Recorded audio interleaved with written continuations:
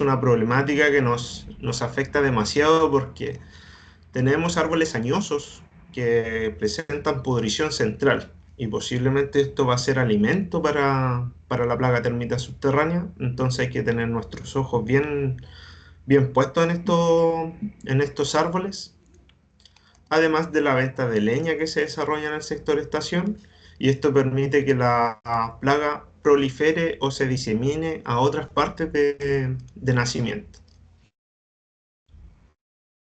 Y bueno, eso ha sido mi presentación. Espero no haber sido muy rápido. Muchas gracias, Francisco. Ahí no sé si te pido colaboración, Jessica, que si me puedes asistir con las preguntitas. No sé si hay preguntas del público por allí. Preguntas técnicas sobre la Sí, experiencia que se ha realizado. perdón, justo iba pasando una sirena y no escuché nada.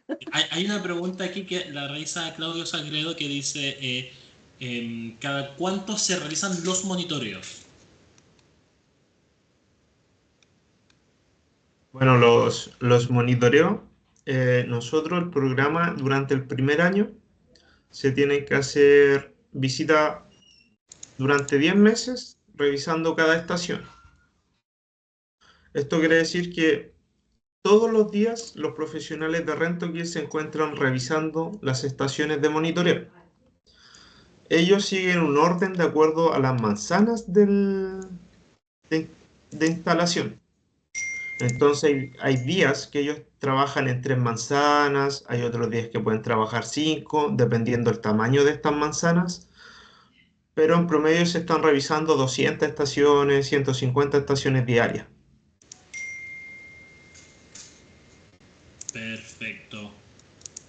Eh, Ahí hay una pregunta que también nos realiza Sebastián, que es ¿quiénes y cómo realizaron? Justo, me salió un mensaje que me estaba para preguntar. Eh, ¿Quiénes y cómo realizaron el levantamiento de la cantidad de la superficie infestada?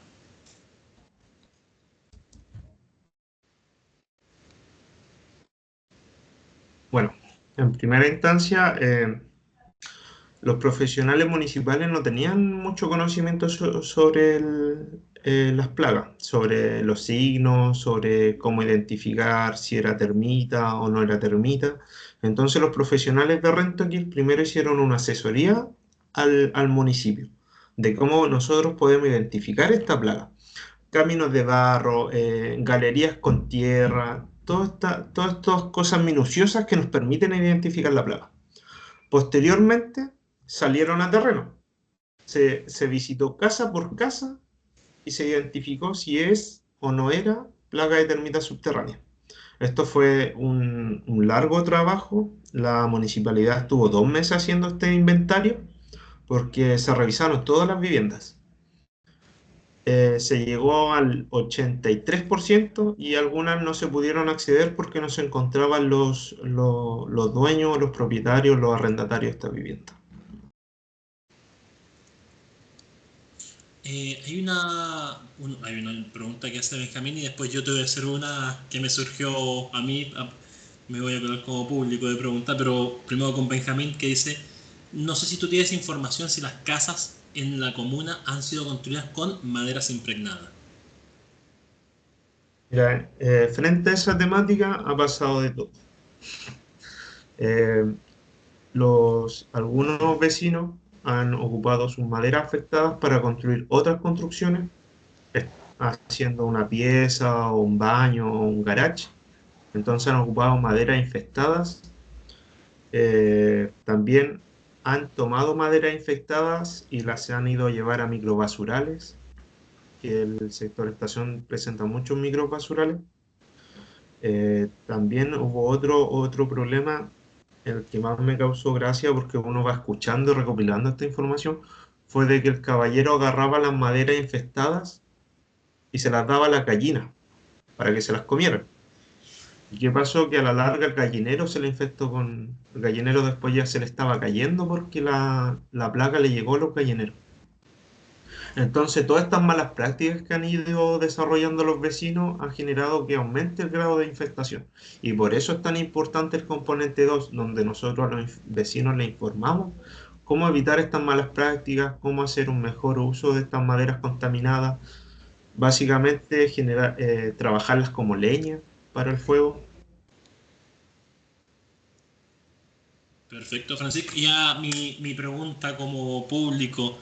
eh, se habían evidenciado estas malas prácticas por parte de la comunidad en un principio, lo de los micros basurales, llevar las maderas para allá, los mismos vecinos con su gallinero. Luego de este trabajo que ustedes hicieron de ir casa por casa haciendo este levantamiento y lo de la componente 2 que hace estos talleres de divulgación entre la comunidad, ¿cuál crees tú, uno, cuál es la sensación que ustedes tienen como municipalidad del trabajo que están realizando? Y dos, ¿cuál es la percepción que tú ves en los vecinos por este trabajo que están haciendo? Porque todo esto surgió porque los vecinos hicieron cartas de reclamación al presidente y ustedes tomaban la posta, asumieron el desafío y ya con esto que se está ejecutando, ¿cómo visualizan ustedes ahora que es la percepción de la comunidad? Mira, voy a empezar con la percepción de la comunidad. Bueno, empezar diciendo que este programa fue muy esperado por los vecinos del sector estación porque hubo un largo proceso para llegar a este programa. Imagínate, desde el 2003, que se estaba identificando la presencia de termita en viviendas, hasta el 2024, donde se inició este programa, se ejecutó, empezó la ejecución de este programa. Hubieron 20 años donde los vecinos ya estaban como perdiendo la esperanza un poco con este programa. Entonces ahora que se esté desarrollando y se estén desarrollando las capacitaciones, que vean que se está instalando, que vean que se está revisando el sector, para ellos es muy gratificante. Eh, eh, Se puede decir que esta larga espera concluyó en algo bueno. Hubiera sido mejor que hubiera sido antes, pero ya nos encontramos trabajando en el sector. Ahora desde el municipio, como municipio, nosotros nos encontramos en una etapa donde queremos generar la mayor difusión de esta problemática, porque queremos evitar las malas prácticas. Entendemos que hay una venta de leña alta, hay una gran diseminación de madera y nosotros no tenemos la capacidad de ver si la madera se encuentra eh, afectada por termitas o no y pueda generar un nuevo punto de infestación. Entonces, como municipio, nuestra temática ahora es generar difusión, poder hacer entender a los vecinos que eh, trasladar a veces un mueble de madera hacia otro lugar sin una revisión exhaustiva puede generar grandes problemas en otros lugares.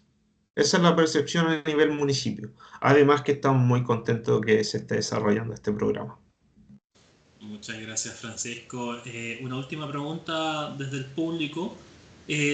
¿Todo este trabajo que ustedes están realizando es financiamiento 100% municipal o han tenido algún aporte desde el gobierno regional o del gobierno central? Mira, este gobierno, este programa está 100% financiado por el Fondo Nacional de Desarrollo Regional del Gobierno del Biobío. Cada peso sale del Gobierno Regional del Biobío. Este es un FNDR. Entonces, el municipio solo es un ente que fiscaliza el programa. No es como que tenga un aporte monetario. Perfecto. Sí, te lo preguntaba porque si es que hay gente de otras municipalidades que están viendo este seminario y que tal vez no tienen nociones de cómo lograr el financiamiento, por eso la pregunta. Así que ahí, a través del FNDR, en los gobiernos regionales, es como la Municipalidad de Nacimiento ha logrado tomar la posta y asumir este desafío. Y nuevamente te reitero las gracias por haber compartido tu experiencia aquí en este seminario. Espero que tengan éxito en su proyecto y dejo cursada la invitación para el seminario 2026 para que le hagamos seguimiento a cómo ha ido ya este proyecto en ejecución. Así que muchísimas gracias, Francisco, y por favor le das también las gracias al señor alcalde por haber aceptado la invitación. Muchas gracias, Carlos. Hasta luego. Bueno, antes de continuar, hay preguntas por ahí en el chat, un poquito técnicas sobre distancias de a qué distancia había que colocar algunas estaciones. Esas preguntas las vamos a dejar para el último módulo, que va a venir la empresa Rentoquil, que es la que nos va a contar un poco el trabajo 100% en terreno. Así que hay preguntas que vamos asignando según los módulos. Pero gracias por el interés, la gente ahí participando, preguntando. Estamos tratando de dar cabida a todas las respuestas. Para continuar a continuación, los quiero dejar con Paulina Suazo. Ella es de la empresa Anasac y también nos quiere comentar algunas soluciones que tiene Anasac para este problema y también otros relacionados al rubro de plagas urbanas. Paulina, te veo y estás sin micrófono todavía. Solamente te veo, aún no te escucho.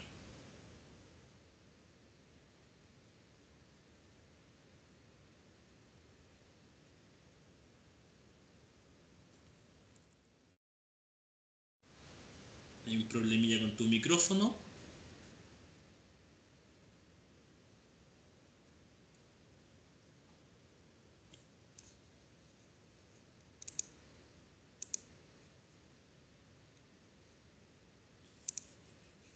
No, no se escucha, Pauli. Quizás si en el mismo micrófono cambias el altavoz.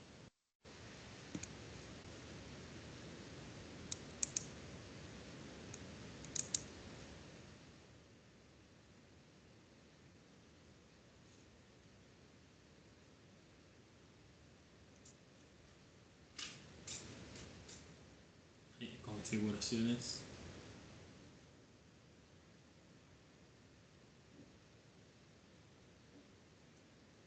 Aún no te escuchamos, Paulina. No, no te escuchamos. No sé si puedes salir y volver a entrar.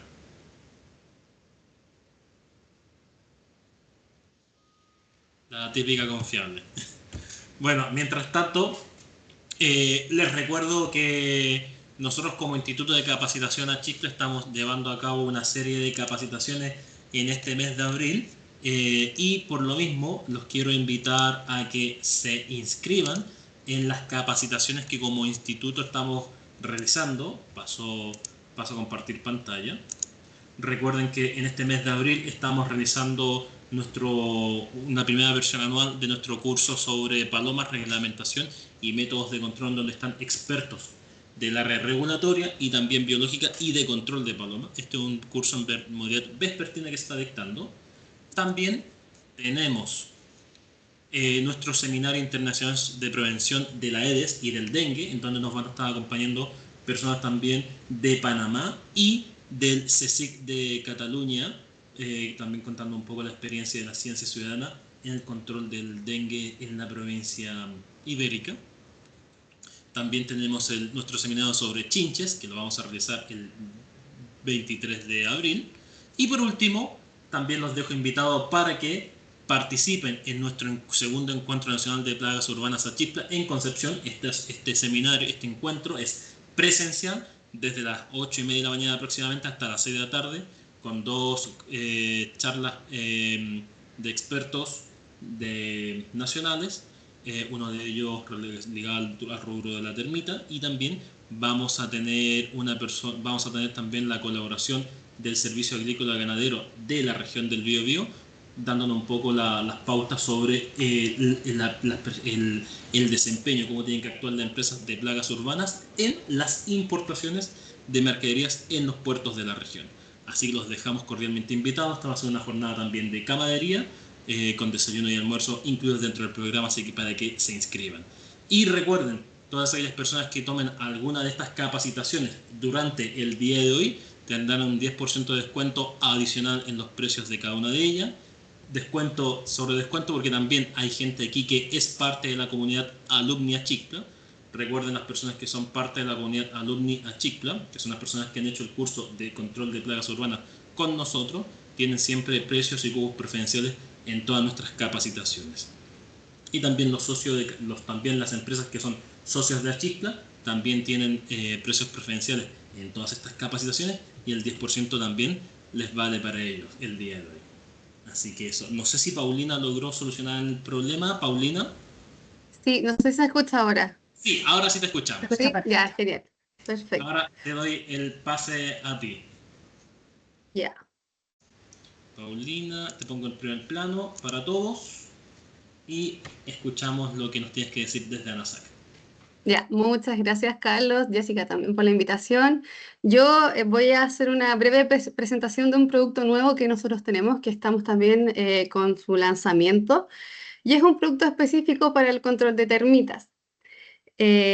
Bueno, para presentarme también, para quienes no me conocen, soy jefe técnico control de plagas de ANASAC, médico veterinario como profesión.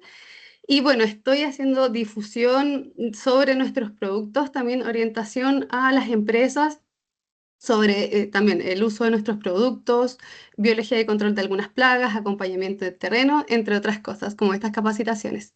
Entonces, si tienen dudas sobre algún tema en particular, no duden en escribirme, mandarme un correo, lo que sea, y yo estoy para ustedes, para ayudarlos en lo que necesiten.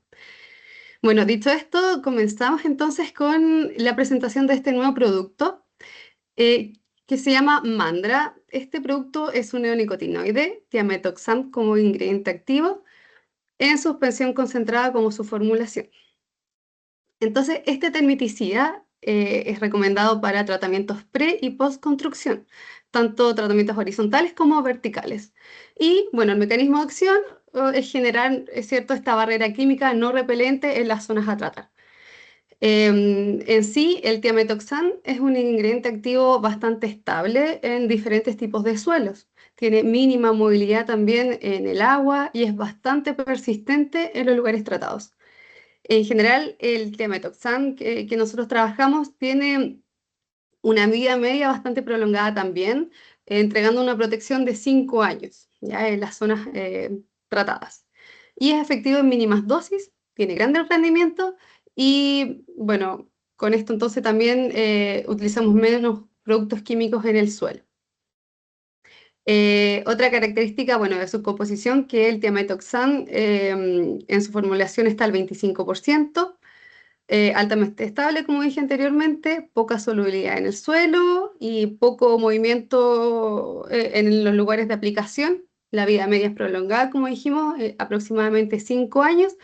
Y entonces nosotros al momento de hacer las aplicaciones requiere que creemos esta barrera química continua en las zonas de aplicación. Bueno, también puede ser pasar por un proceso de metabolización por bacterias en el suelo, donde se reduce, se oxida, e incluso se puede hidrolizar el producto. Pero aún así se generan metabolitos que continúan con su función termiticida, ya por eso que también es bastante estable.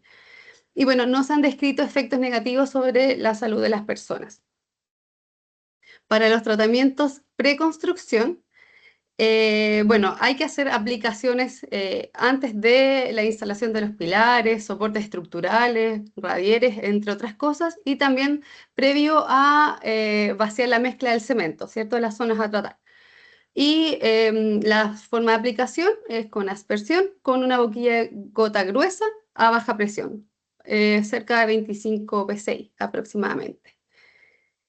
Y bueno, para los tratamientos post-construcción, es importante, muy importante, definir los puntos a tratar y perforar las zonas con una broca de 8 a 16 pulgadas más o menos cada 30 centímetros y luego hacer las inyecciones.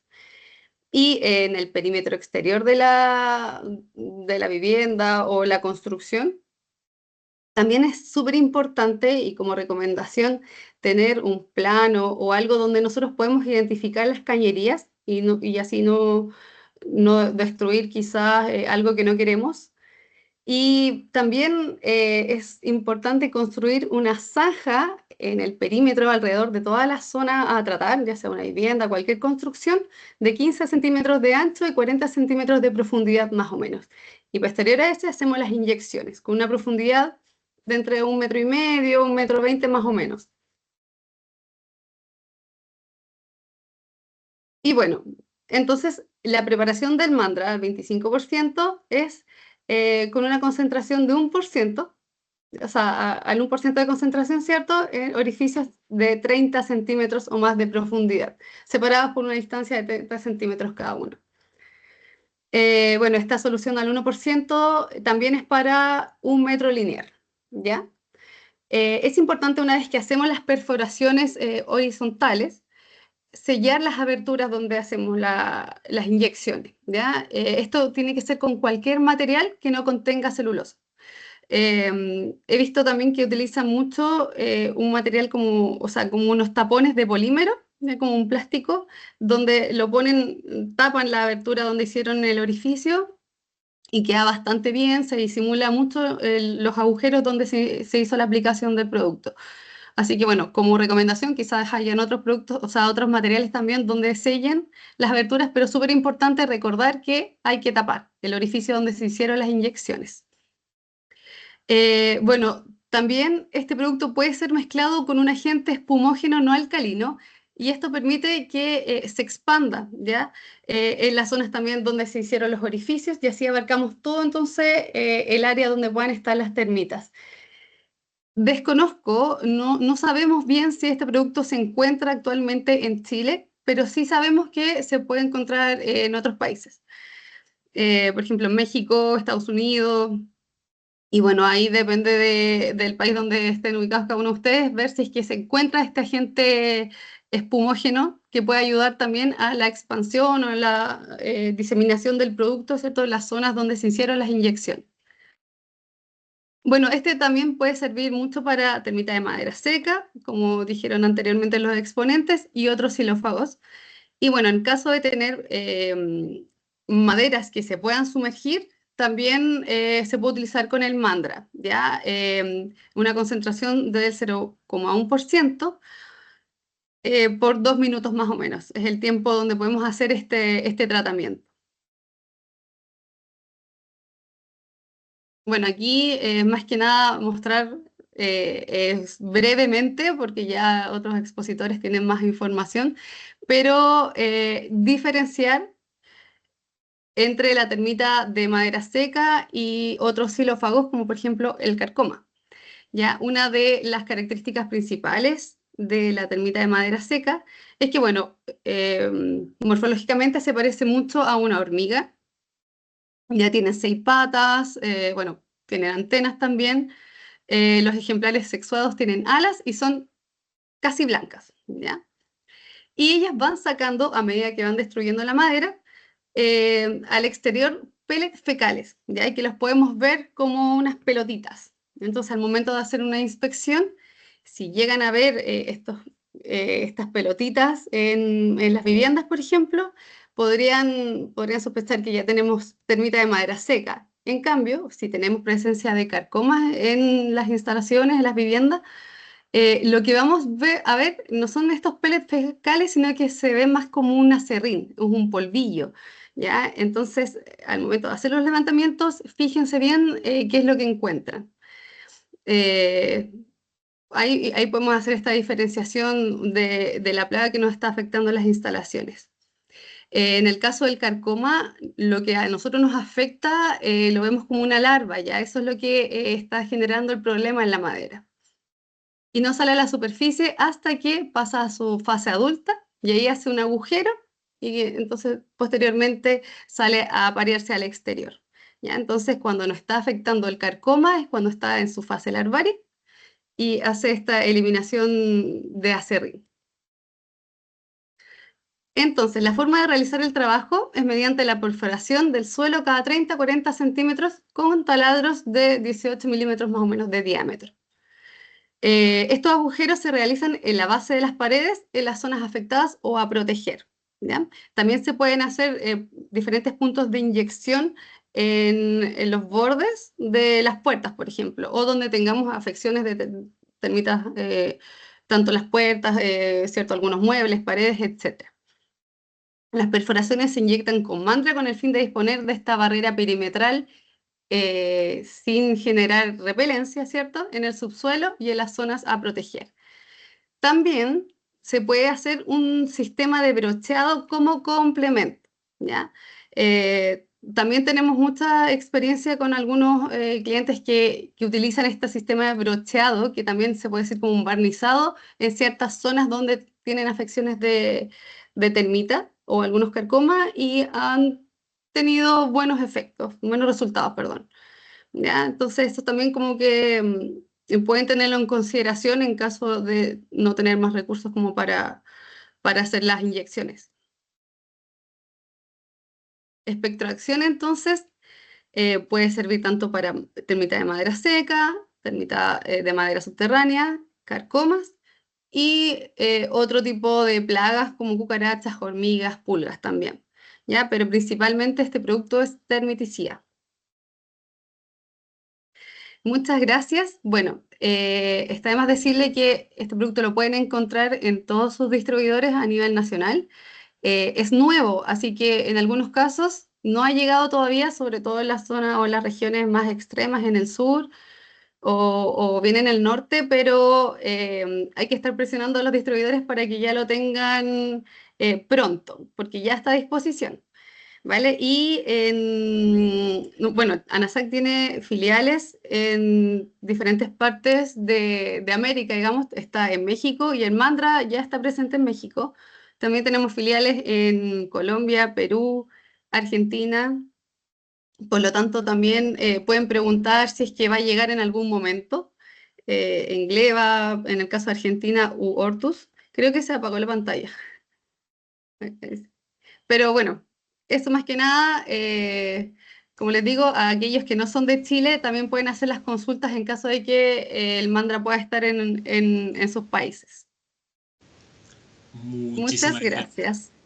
Muchísimas gracias, Paulina. Por si acaso, todas las preguntas que tengan sobre lo que expuso recién Paulina, ahí dejó sus redes sociales. Te pido igual, Paulina, que escribas tu correo electrónico en el chat para que la gente que no alcanzó a verlo lo pueda anotar, y cualquier duda que tengan sobre los productos, que te contacten vía mail. Y bueno, gracias por estar presente en este Día Internacional de la Termita. Muchas gracias. Hasta luego. Y bueno, para dar paso al último bloque y final de nuestra jornada, vamos a pasar hacia la charla titulada Rentokil, experiencias en el control de colonias de termitas subterráneas. Para esto nos acompañan hoy Sebastián Fuentes Solesi y Eliezer Kaldowski, que son partes del equipo de Rentokil. Hola, Eliezer. Hola, Carlos, ¿cómo estás? ¿Me escuchan? Sí, están los dos juntos. Ahí, no, están. Ya. Así es. Para dejarlo ahí en. Ahí pusieron el primer plano. Ya están. Estamos listos. Todo suyo el seminario. ¿Se escucha bien? ¿Se ve bien? Se escucha y se ve bien, y les damos las gracias por aquí a Rento, que está una vez más apoyándonos en nuestros seminarios. Muchísimas gracias. Bueno, primero que todo, muy buenos días a todos. Ya han transcurrido casi 3 horas de capacitación. Agradecerte a ti, Carlos, al Instituto de Capacitación de Achicla, por nuevamente considerar de poder presentar esta experiencia que ha tenido Rentokil en el control de esta plaga que ha afectado cada vez más a distintas zonas de Chile y se ha estado incluso expandiendo hacia la zona sur. Y también un honor porque este es el tercer aniversario provimental del Día Internacional de la Termita. Le pido mis disculpas si no se escucha bien mi voz, pero estoy súper resfriado, pero no me quería perder por nada del mundo este día. Bueno, están hablando por al lado. Bueno, esta presentación, como bien dijo Carlos, va a ser presentada por mi persona y Eliezer. Y quería hacer una pequeña introducción complementando a lo que dijo Jorge, de que este día puede ser muy extraño para la mayoría y para otros no tanto, y incluso para otros puede ser muy especial. Este día fue creado o fue una idea en general de dos grandes apasionados de las termitas, uno que ven aquí a la izquierda, que es David Mora, ya un termitólogo de España, y Tiago, también de Brasil, con su grupo de apasionados de las termitas, que es Wikitermes. Y ellos empezaron a crear, decir, chuta, ¿por qué no celebramos el Día Internacional de la Termita, donde sea un día donde se eduque a la gente pueda tener más información, y no solamente destaquemos las cosas malas de las termitas, sino que también las conozcan un poco más? Y luego se hizo una encuesta, ¿cierto?, para ver qué día era el día más especial para poder celebrar, y finalmente esa encuesta arrojó el día de este naturalista, alemán brasilero, ¿cierto?, don Fritz Müller, donde contribuyó en algo súper importante, que él lo primero que hizo fue describir las castas. Cada casta tiene un rol fundamental en una colonia o en una colonia considerada como un superorganismo. Posteriormente también contribuyó mucho a la descripción de la organización de una colonia. ¿Qué función, qué rol, cómo se regulan? Y eso es sumamente importante a la hora de entender cómo se comporta, cuál es su comportamiento etiológico de esta plaga. Y por otro punto no menor, que puede ser para algunos muy básico, pero para otros es fundamental, es poder diferenciar las termitas de otros insectos sociales como son las hormigas, dado que morfológicamente son muy distintas, pero tienen aspectos sociales muy similares. Bueno, antes de entrar a los casos de experiencia y control de termitas subterráneas en grandes áreas, quería comentarle algunos datos curiosos, que como bien decía por ahí Jorge, no todo es malo, y algunos datos bien rápidos. Claramente las termitas han existido por más de 250 millones de años, estamos hablando de la época de los dinosaurios. Claramente las reinas y los reyes tienen una vida prolongada. Incluso hay estudios que se han encontrado que su vida puede ser hasta los 20, 30 años. Y un dato muy raro, y también como ejemplo de vida, tanto la pareja de rey y reina están juntos hasta la muerte los separe, como dicen por ahí. Tienen solamente una pareja hasta que uno fallece.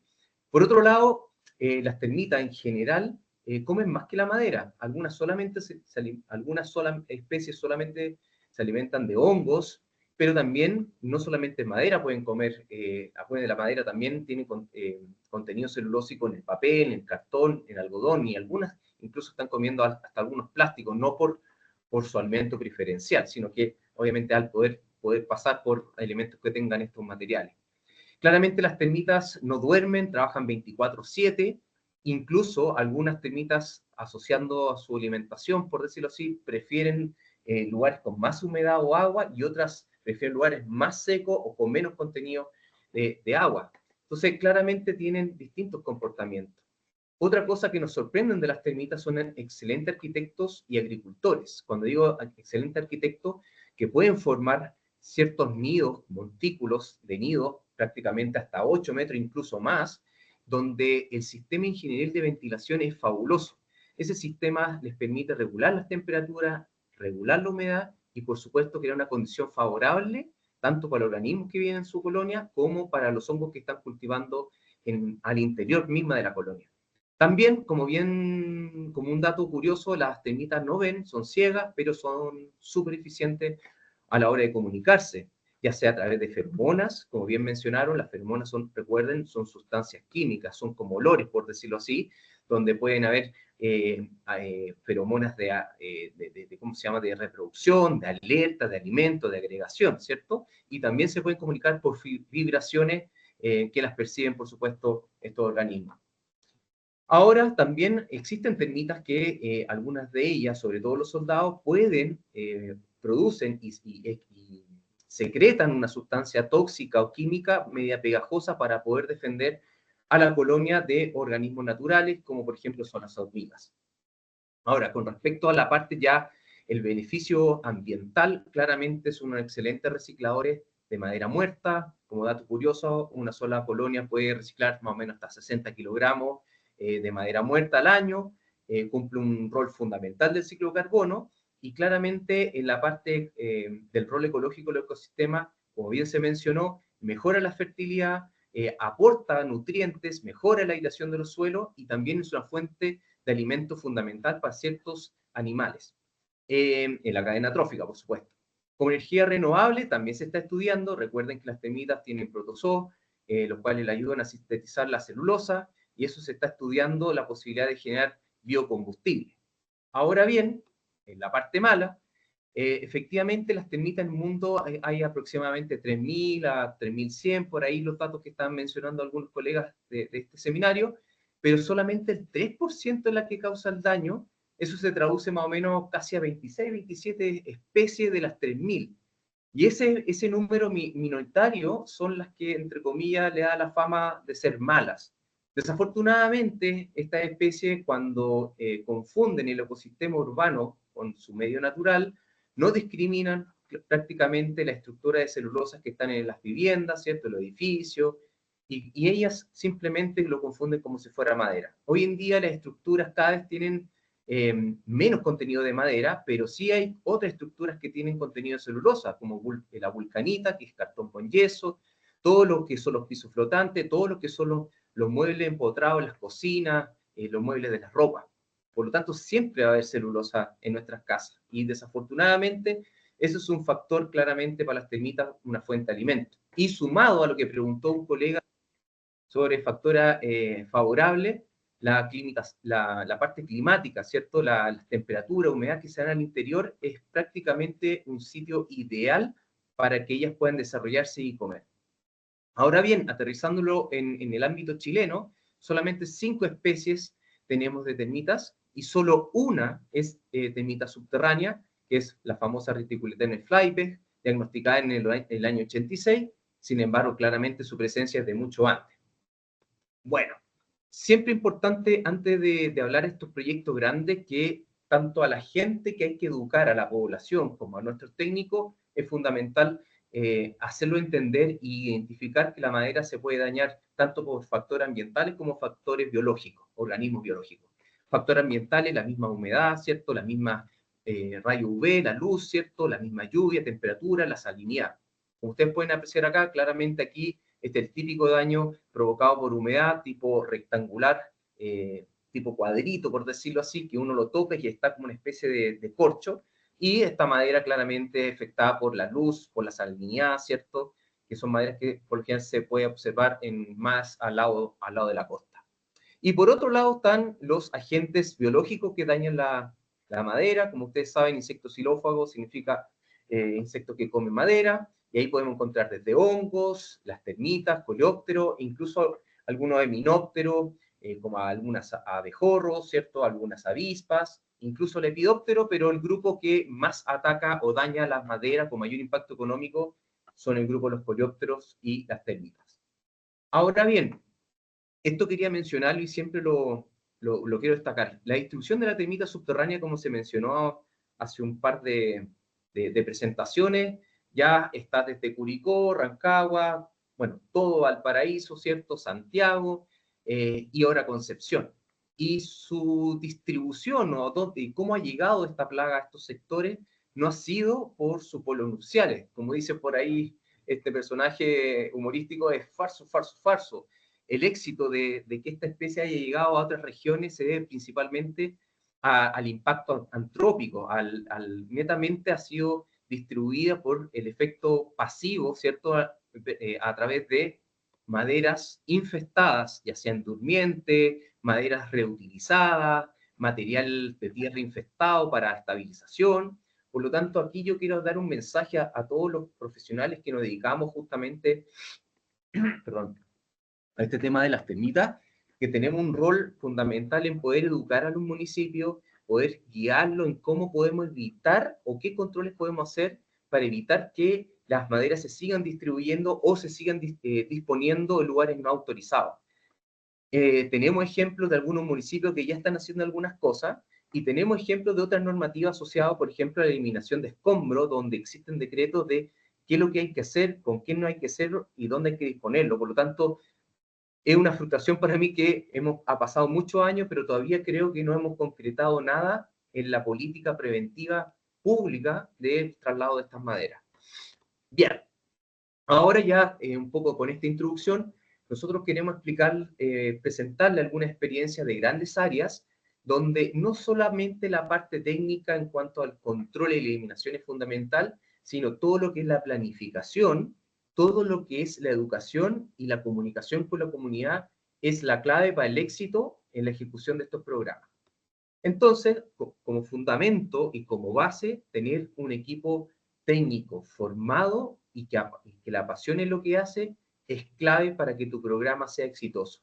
Y ojo, no solamente que sea capacitado en conceptos técnicos del mismo sistema a utilizar, de la termita, la biología, sino que también en aspectos de seguridad, de health and safety, como también de habilidades comunicacionales.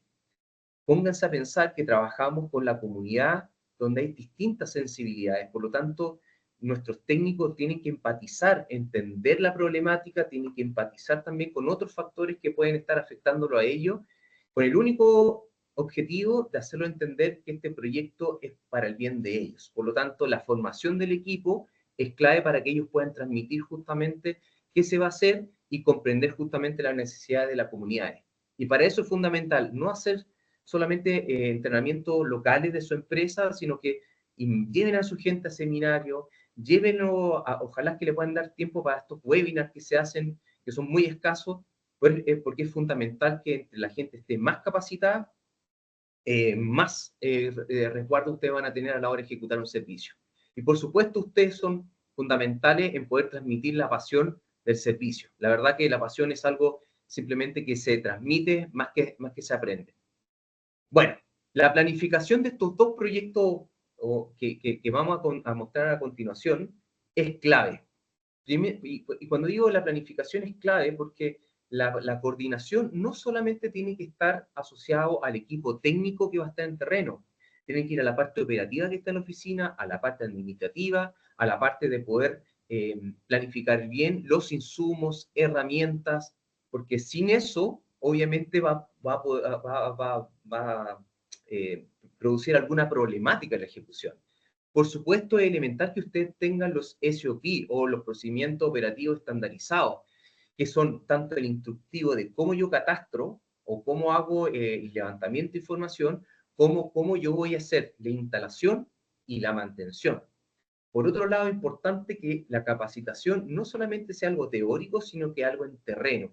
Y ojalá siempre utilizar metodologías lúdicas para que sea esto también entretenido. Muchas veces estas capacitaciones pueden ser un poco cansadoras, pero a veces existen otros medios como Kahoot, por ejemplo, que ayudan bastante a esto que sea interactivo. Bien, estos proyectos que vamos a presentar en la zona sur, que algo ya mencionó Francisco, así que te mando un fuerte saludo, es clave la inspección y el diagnóstico. Esto es básicamente la clave del éxito. Y por eso los entrenamientos tienen que ser súper claros en cuando yo hago una inspección o un levantamiento, sobre todo en estos proyectos sociales, es ¿qué voy a preguntar? ¿Qué voy a observar? ¿Dónde voy a buscar o qué debo buscar?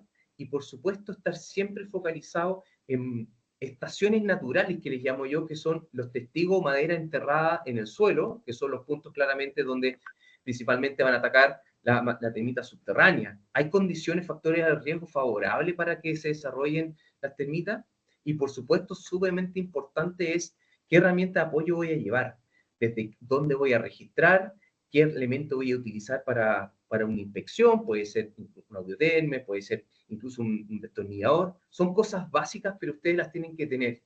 Y no solamente inspeccionar las viviendas, sino que también inspeccionar las áreas comunes, las áreas públicas, porque eso básicamente es un excelente como indicador que la termita está presente ahí.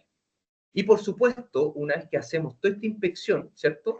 Vamos a tener información. Esta información va a ser clave para determinar, como ahí alguien preguntó, hasta dónde llega el problema, cuál es el área de influencia, cuáles son los lugares donde nosotros podemos colocar estaciones, cuáles son las viviendas que están siendo afectadas, ¿cierto? Cuáles son sectores que no van a poder tener acceso, pero sí a lo mejor podemos compensarlo con estaciones que van a quedar colindantes al terreno donde no van a poder acceder.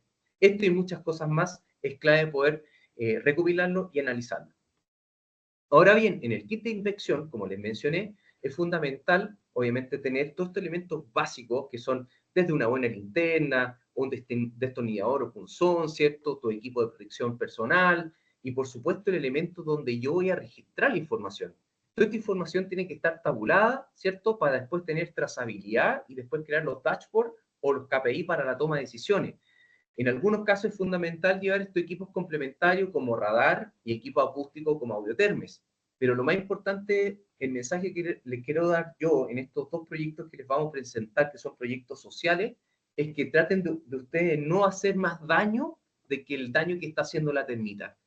Hay puntos claves que son fáciles de identificar, que los voy a mostrar más adelante, pero traten de no romper más la estructura que ya está dañada, porque la verdad las viviendas que estuvimos visitando junto con el ESER están el daño era muy avanzado.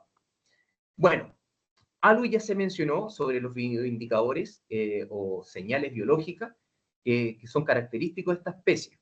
¿Qué quería destacar con esto? Claramente los túneles barros, que son proyecciones de tierra y parte de la salida y su excremento, es una forma característica de esta especie. Y no solamente se desarrollan en paredes sólidas, sino que también árboles, incluso como por ahí, alguien por ahí dijo, en sistemas eléctricos. Pero ojo, no solamente con este indicador uno puede clasificar una especie. ¿Por qué se lo menciono? Y aquí quiero hacer referencia a Gustavo Navarrete, de la empresa Xilófago, que muy gentilmente me compartió estas fotos que ustedes pueden visualizar acá. Y si ustedes se fijan, acá se ven claramente una especie de proyección o túneles de barro, como se puede apreciar acá y aquí.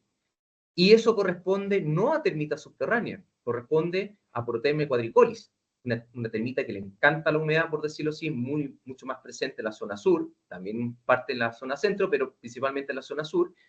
Y claramente ella tuvo un comportamiento muy similar al de la termita subterránea. Claramente sus fecas son mucho más gruesas y con la humedad se aglomera y se generan estas proyecciones de barro. Pero claramente esto había que confirmarlo con la presencia de los individuos y en este caso del soldado, que claramente que con esa identificación ustedes puedan discriminar fácilmente si es termita subterránea o termita de madera húmeda. Otro dato importante a veces que algunos lo confunden son estos nidos que se forman, que no es de termita subterránea, es de una avispa, la avispa alfarera, que a veces da por señales de confundir, pero insisto, estas son señales que dan un patrón común, pero siempre se tienen que confirmar con otros bioindicadores y identificación. Otra parte que nos enfocamos en estos proyectos grandes es claramente poder identificar maderas que están en contacto directo con el suelo, dado que es lo primero que van a atacar las termitas subterráneas. Por ejemplo, toda madera que esté, ya sea en una jardinera, alguna estaca, algún cerco, básicamente son estaciones naturales, que en teoría debería ser lo primero que atacaría las termitas. Por otro lado, son los daños que uno visualiza, tipo hojas de libro, caracterísimo de esta especie, y por supuesto, galerías con tierra que generan las termitas al desarrollarse. Es muy característico de esta especie, que son factores fundamentales para que mantengan las condiciones de temperatura y humedad en el lugar donde están alimentándose, ¿cierto? Por eso siempre digo, que nuestro ojo es la mejor herramienta y tiene que ser entrenado. Bueno, además de eso, en estos dos proyectos grandes, fue clave el tema de la identificación morfológica, eso fue confirmado, pero también la identificación molecular por ADN. El último estudio molecular fue el año 2006 por Renato Ripa, y se identificaron, para poder corroborar que era Reticuliterne flype, en Viña y Valparaíso. En este caso, nosotros decidimos poder tomar muestra tanto de nacimiento, ¿cierto? Tanto de Viña, de Santiago, Curicó, Rancagua, y mandársela a una gran persona, y le agradezco, David Hernández, investigador, ¿cierto?, de Tenerife, donde está, para mi gusto, el proyecto más grande del mundo de termitas subterráneas, y él muy gentilmente me ayudó y hizo el análisis molecular por ADN, donde claramente confirmó que era Reticuliterne flype, pero lo más sorprendente, que empezó a cruzar la secuencia genética entre las termitas de Valparaíso, ¿cierto?, y Viña del Mar, y claramente la secuencia es exactamente la misma, o sea, son parientes, en resumidas cuentas. Un dato medio freak, pero siempre importante compartir esto porque son curiosidades, dado que Viña del Mar o Valparaíso está a más de 600 kilómetros de distancia. Otro factor importante que también aplicamos en estos proyectos, digo bien, es la presencia de helado. La presencia de helado por lo general se dan en primavera y son la época más o menos de reproducción, ¿cierto?, donde salen los reproductores primarios justamente a perpetuar la especie. Por lo tanto, esto sirve tanto como para poder confirmar una especie, como también un bioindicador que tu tratamiento fue efectivo, dado que ya no van a haber más vuelos nupciales. Otro punto importante, como yo les mencionaba, en estos proyectos grandes, siempre es importante equiparse de tecnología. Esta tecnología es complementaria, nunca va a sustituir la primera parte que les mencioné, que es el ojo bien entrenado, ¿cierto? Audiotermes, ¿cierto? El Termatrack, un equipo que te va a ayudar a poder corroborar la actividad o el movimiento de termitas detrás de una estructura donde no queremos hacer daño. El test de humedad, a pesar que en esta zona no ha jugado un poco en contra porque hay bastante humedad, algunas cámaras endoscópicas para confirmar ciertas actividades entre medio de los tabiques, y las cámaras termográficas, que son, la verdad, complementarios en un lugar o en una pared donde queremos corroborar si había termita o no. Ahora bien, el sistema que utilizamos en estos dos grandes megaproyectos es el sistema Centricon, como ustedes saben, con un regulador de crecimiento a base de novilflumorón. Está registrado, por supuesto, por el ISP. Eso es súper importante que utilicen productos registrados, y su clasificación toxicológica es bastante amigable, banda verde. Y los componentes que ustedes pueden visualizar de Centricon están desde las estaciones con sus testigos, ¿cierto? El CO Recruit, que contiene novilflumorón, 62 gramos, más las estaciones aéreas, que son los céntrigos, que contienen 100 gramos del CO. Una vez que seleccionamos el equipo el tratamiento a realizar en estos dos megaproyectos, es fundamental que ustedes hagan un assessment de cuáles son los peligros y los riesgos que se van a enfrentar, ya sea en la instalación y en la mantención. Puede ser algo básico, pero es fundamental para que su gente no se accidente y para que ustedes no provoquen un daño en las instalaciones del propietario. Estamos hablando de punzaciones, como enterrarse un clavo, de repente algunas estructuras que están sobresalientes, la mordedura de perro. Ojo, hoy en día hay muchos perros que algunos están sueltos en la calle y algunos están viviendo con los propietarios, pero no todos son muy amigables, así que es un factor fundamental de evaluar antes de ingresar a una propiedad. El atrapamiento va a depender si ustedes van a utilizar barrenos o van a utilizar algún taladro para poder instalar las estaciones, y obviamente en base a eso la protección del ruido, dependiendo del equipamiento que ustedes van a utilizar para poder instalar las estaciones. Esto es fundamental, que, como bien alguien mencionó, reconocer, hacer las preguntas asociadas al tema de daño a tuberías o estructuras. Por eso es tan importante ver dónde voy a instalar, hacer las preguntas correctas y tomar las precauciones para evitar daños secundarios asociados a la instalación. El kit de instalación es básico y es fundamental para que ustedes lo tengan como una lista autorizada antes de ir a hacer la instalación y la mantención, para ahorrar tiempos, hacer eficiente el servicio y obviamente para dar una buena imagen, que va desde todo el equipo de protección personal, más todos los elementos, ya sea con qué voy a instalar, con qué voy a hidratar el cebo, con qué voy a reclutar las termitas, ¿cierto? Y por supuesto llevar los insumos básicos desde instalaciones hasta testigos rectos. Bueno, con esto que les mencioné son elementos básicos que les quería compartir a ustedes para poder enfrentar estos proyectos de grandes áreas, que tienen distintas realidades y distintos desafíos. Y aquí para esto vamos a hablar de dos grandes proyectos de la zona sur, uno de Nacimiento y otro que está otro en Negrete, que está prácticamente a 30 kilómetros, no sé, muy cerca. Y para eso le doy la palabra a Eliezer, que va a compartir esta parte de la presentación. Solo confirmar, Jessica, Sebastián, mantenemos todavía el horario hasta las 5:15, nos dijo Carlos, ¿no? No sé si eso no se mantiene. Pero bueno, en caso contrario... Hay flexibilidad, así que no hay problema. Hay flexibilidad, ya, excelente, excelente. Bueno, como bien decía Sebastián, estamos participando en dos grandes proyectos hoy en día actualmente, en la comuna de Nacimiento y la comuna de Negrete. Son dos proyectos FNR. ¿Qué significa FNR? Como decía Francisco, Fondo Nacional de Desarrollo Regional. Básicamente son proyectos, ¿cierto?, que están gestionados inicialmente por el gobierno regional, por el gobierno regional, en este caso el Biobío, y también en colaboración con el departamento técnico, ¿cierto?, de las municipalidades de Nacimiento y de Negrete. Bueno, perfecto. Entonces, lo primero, bueno, el primer, ¿cierto?, proyecto, el de Nacimiento, está justamente abocado, ¿cierto?, a un área de incidencia que se llama el sector industrial, que es justamente lo que se ve en la imagen, ¿cierto?, con colores. Cada uno de esos colores representa a una de las 7 poblaciones, ¿cierto?, que están contenidas en esta área.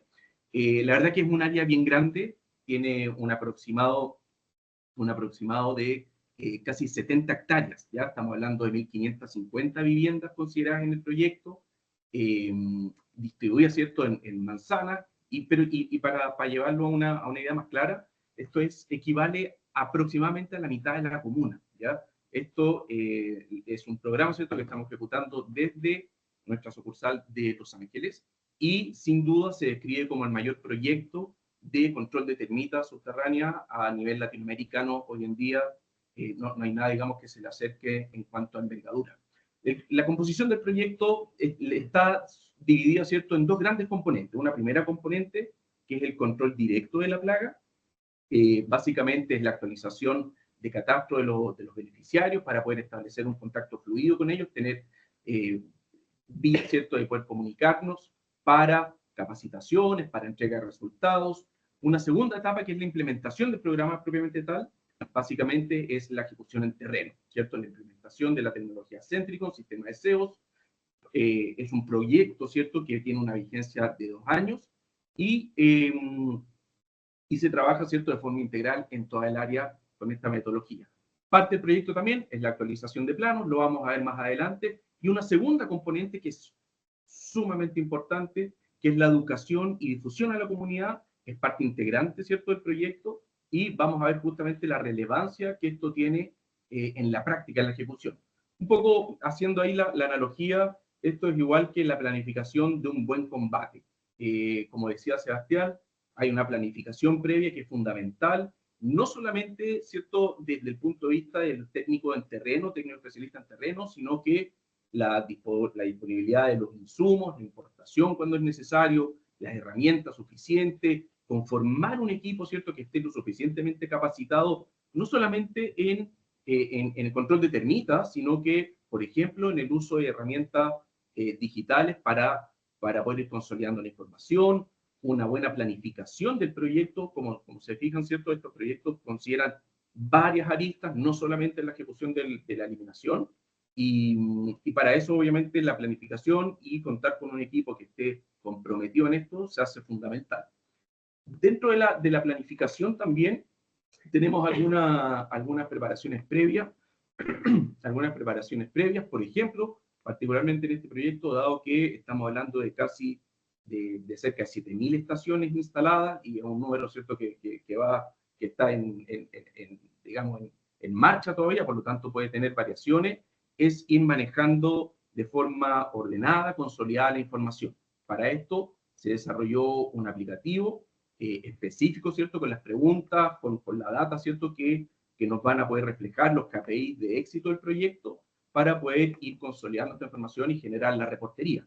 Hoy en día, todos sabemos, el tema de seguridad, ¿cierto?, la seguridad de las personas es clave, en este caso, digamos, pensando en los beneficiarios, y por lo mismo también se desarrolló un kit de identificación del personal autorizado, donde cada técnico especialista, supervisor, jefe de proyecto, cuentan con una credencial, con toda la información de la empresa, del proyecto, y por sobre todo una vía de poder validar, ¿cierto?, que la información sea verídica a través de la empresa. Por lo tanto, eso obviamente también entrega tranquilidad a las personas, sumado obviamente a la indumentaria habitual que tienen los técnicos de la compañía.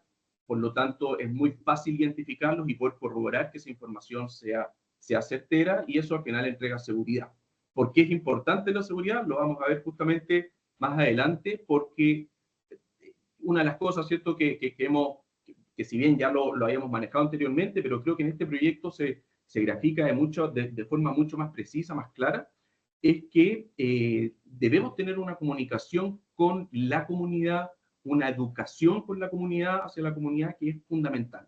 Necesitamos, ¿cierto?, que la comunidad sea partícipe, sienta el proyecto como ellos mismos, entiendan, ¿cierto?, la metodología, entiendan las distintas etapas que tiene el proyecto. ¿Por qué? Porque son unos aliados, somos todos aliados al final, todos estamos buscando un mismo objetivo.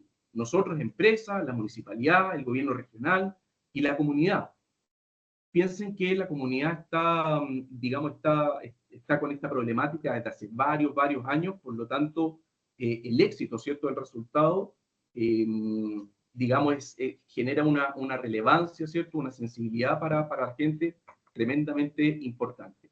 Y en ese sentido, bueno, se han hecho, ¿cierto?, varias reuniones de planificación previa, antes del inicio del proyecto, con los representantes de la municipalidad, el departamento técnico, con la comunidad. Hay una componente de capacitación, de educación, se va generando también material informativo complementario. Estamos hablando de 76 manzanas totales, por lo tanto, obviamente es un volumen que es importante, y dentro de esa planificación, obviamente también, digamos que la gente sepa, por ejemplo, cuáles son los rangos de fecha en donde vamos a estar visitando cada una de las viviendas, también protocolos de contacto, ¿cierto? Cuando la gente tiene dudas. Entonces son distintos detalles que al final se deben coordinar, entrelazar para que el proyecto se ejecute de manera eficiente. Dentro de lo que comentaba la educación, el programa en sí considera distintas formas de capacitar. Están las capacitaciones masivas, como decía Francisco, que son abiertas a la comunidad, no solamente a la comunidad beneficiada directamente, sino que a la comunidad de forma ampliada, entendiendo que también obviamente hay sectores colindantes con el sector oriente, que también obviamente son principales interesados, ¿cierto?, en cómo se va ejecutando y resolviendo esta problemática. Se han hecho entonces capacitaciones a cada una de las juntas de vecinos de forma focalizada, presencial, con un buen cierto espacio de tiempo para consultas, entendiendo que la gran mayoría de la gente obviamente nunca se había enfrentado, ¿cierto?, a este tipo de proyectos, solución y por sobre todo problemática. Y es así que en las capacitaciones se ha hecho, de hecho, y esto está por concepto del proyecto, hay una evaluación, ¿cierto? Una de las características de los FNDR es justamente poder traspasar a la comunidad información útil para prevenir, para entender. Hay una participación activa de la comunidad. Y justamente la gracia de las capacitaciones es poder generar un antes y un después también. Por lo tanto, se hacen evaluaciones al inicio del proyecto, luego las capacitaciones y al término del proyecto. ¿Para qué? Principalmente para poder verificar la incorporación, la adquisición, ¿cierto?, de conocimientos que obviamente van en beneficio de todos. Siempre es importante también, una de las cosas que recalcamos en cada una de las capacitaciones, el tríptico que también mostraba Francisco, que es el rol del beneficiario, ¿cierto? O sea, digamos, cómo el beneficiario, ¿cierto?, ayuda a la ejecución del proyecto. Por ejemplo, estar atento siempre a la información, a la comunicación, a la información que va entregando el departamento técnico en cuanto a fechas, en cuanto a medidas preventivas, cuándo se van a hacer las capacitaciones, estar atento. Lo siguiente, bueno, obviamente siempre exigir desde el punto de vista de la seguridad, como mencionábamos recién, siempre estar atento, por ejemplo, dentro del tríptico también hay un pequeño instructivo, estar atento a posibles bioindicadores que vayan detectando sus casas. Siempre los vecinos, ¿cierto?, los beneficiarios son uno de los primeros, nos pueden generar en oportunidades una alerta temprana. La gente que está en sus casas, de hecho ahí se puede ver en la imagen de abajo, a lo mejor no necesariamente, y a lo mejor puede sonar obvio, pero no necesariamente asumen, ¿cierto?, que esa galería, esas canales de progresión son por termitas subterráneas. Entonces, por eso la educación es importante, y que ellos, ¿cierto?, se sientan propios dueños del proyecto. Y una de las cosas que también siempre solicitamos es poder facilitar, ¿cierto?, las visitas de los técnicos, mantener áreas despejadas, mantener las estaciones, ¿cierto?, visibles, cosa que no se vayan ocultando, el manejo de material, ¿cierto? Por ejemplo, las niñeras, que era algo que se veía muy habitualmente allá. Y lo último, dentro de esto, que es sumamente importante, es mantener, ¿cierto?, un buen protocolo de contacto, que haya una comunicación fluida hacia el departamento técnico de la municipalidad, hacia nosotros como empresa, y justamente lo que vamos a ver más adelante, que nos encontramos con sorpresas, y a todos nos pasa que son aprendizajes. Lo primero ya de terreno, ¿cierto?, del asociado al proyecto es un catastro inicial que se llama, que básicamente consiste en actualizar información de contacto de los vecinos. Recuerdo, estamos hablando de 1.550 viviendas, y multiplicamos por un porcentaje, por un X valor de 4 en promedio personas por casa, estamos hablando de cerca de 6.000 personas. Por lo tanto, mantener, ¿cierto?, esa información de contacto a la mano, fácil, actualizada, obviamente nos ayuda a establecer esta comunicación con mayor facilidad. Y en base a eso es que se hace un catastro, ¿cierto?, que consideraba la actualización de información, pero también consideraba la actualización de una ficha de diagnóstico, y por último, cuál es la capacidad de acceso a medios digitales que tenían los vecinos. Nosotros se habían implementado varias estrategias de de comunicación por medios digitales, y la verdad es que nos llevamos una sorpresa, lo vamos a ver ahí un poco más adelante, pero nos llevamos una sorpresa porque la penetración, ¿cierto?, de acceso a medios digitales, de acceso a redes sociales, de acceso a correos, la verdad que no fue lo suficientemente masiva como pensábamos. Desconocíamos, ¿cierto?, inicialmente que la población que está dentro del área de incidencia era población mayor, que tenía poco acceso a estos medios digitales, acceso a Internet. Por lo tanto, hubo, ¿cierto?, que hay que hacer algunos ajustes y volver a, digamos, a la forma un poco más antigua, por decirlo, que fue a través de materiales impresos, materiales de infografía, ¿cierto?, puestos en zonas de alto flujo de personas, de alto interés, y lo que siempre reforzamos es una constante comunicación también con las juntas de vecinos, que al final nos permiten canalizar la información y que tenga una fácil llegada. Luego viene la implementación inicial del proyecto, que básicamente es la ejecución en terreno. Estamos hablando que se están instalando cerca de 7.000 estaciones de piso para monitoreo. Entonces, cerca de 7.000 estaciones de piso para monitoreo. Por lo tanto, bueno, nuevamente planificación, poder, ¿cierto?, tener un esquema, ¿cierto?, de cómo vamos a ir avanzando.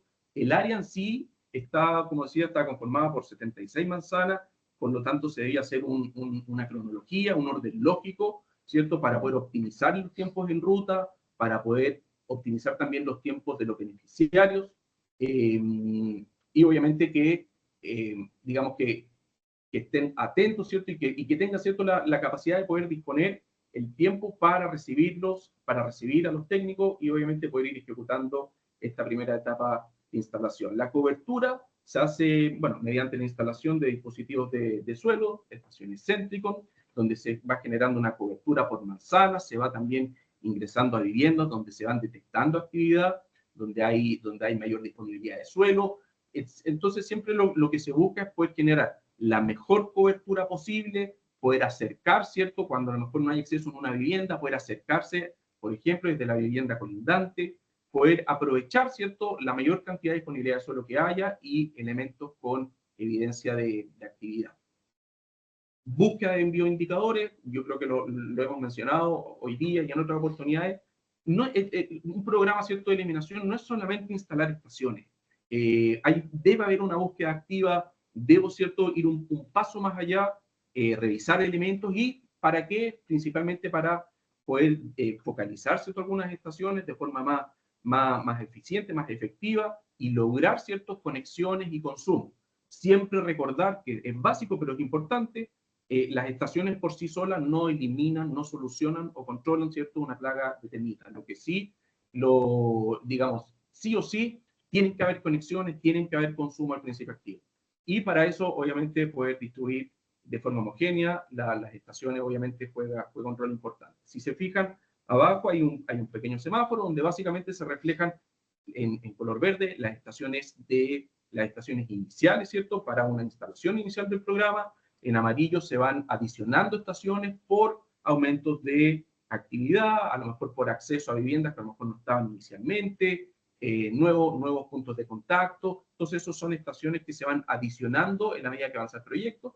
Y en color rojo habitualmente vamos reflejando estaciones que van generando conexión y actividad. Luego de la instalación inicial pasamos a una segunda etapa que es de monitoreos periódicos, monitoreos preventivos. Pensemos a partir del mes 2 en adelante, ¿cierto? Tenemos el grueso, ¿cierto?, de estaciones instaladas, por lo tanto ahora lo que toca, lo que corresponde es revisar, es mantener, reemplazar a lo mejor insumos como testigos que pudieran estar dañados por humedad eventualmente, poder propiciar ciertos reclutamientos. Básicamente, los reclutamientos es una búsqueda activa, ¿cierto? Instalar estaciones de forma dirigida para aumentar las probabilidades de éxito, de conexión y de consumo.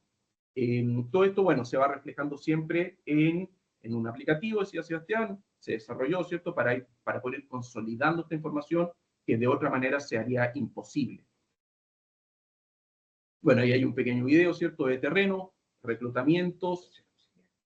Exacto, también, bueno, exactamente. ¿Y por qué? Entonces, otra de las características de por qué el número de estaciones va va aumentando, es porque justamente como se ve en el video, cuando tenemos zonas donde hay un gran consumo, una gran actividad, podemos instalar estaciones adicionales. ¿Para qué? Principalmente para poder mantener siempre una oferta de cebo disponible. Lo que siempre queremos es que donde haya termitas tengan el cebo disponible para consumo.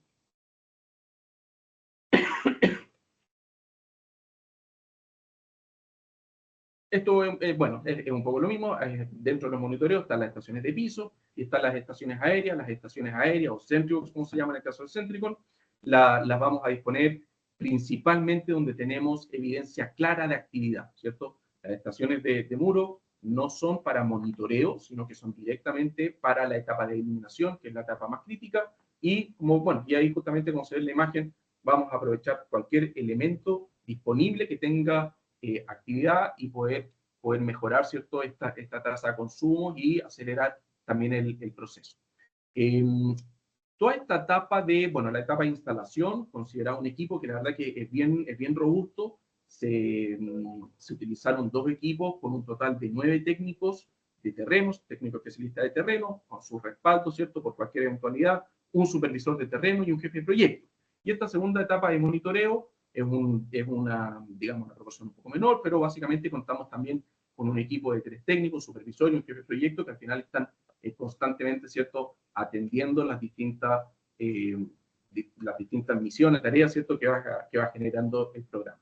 La consolidación de la información, yo creo que ya está más o menos claro, pero uno de los puntos importantes es que nos permite tener, ¿cierto?, en tiempo real un dashboard para poder, por ejemplo, hacer modificaciones, si es que hay digamos, alguna zona a lo mejor que se va a intervenir de forma distinta, verificar ciertas zonas donde hay mayor actividad y no tener una respuesta reactiva. Al revés, esto es lo que nos genera, ¿cierto? Lo que nos permite poder, de forma preventiva, de forma anticipada, poder prever, ¿cierto?, alguna modificación al programa que necesitemos ejecutar. Esto obviamente se alimenta de toda la información desde el aplicativo que se va generando desde terreno propiamente tal.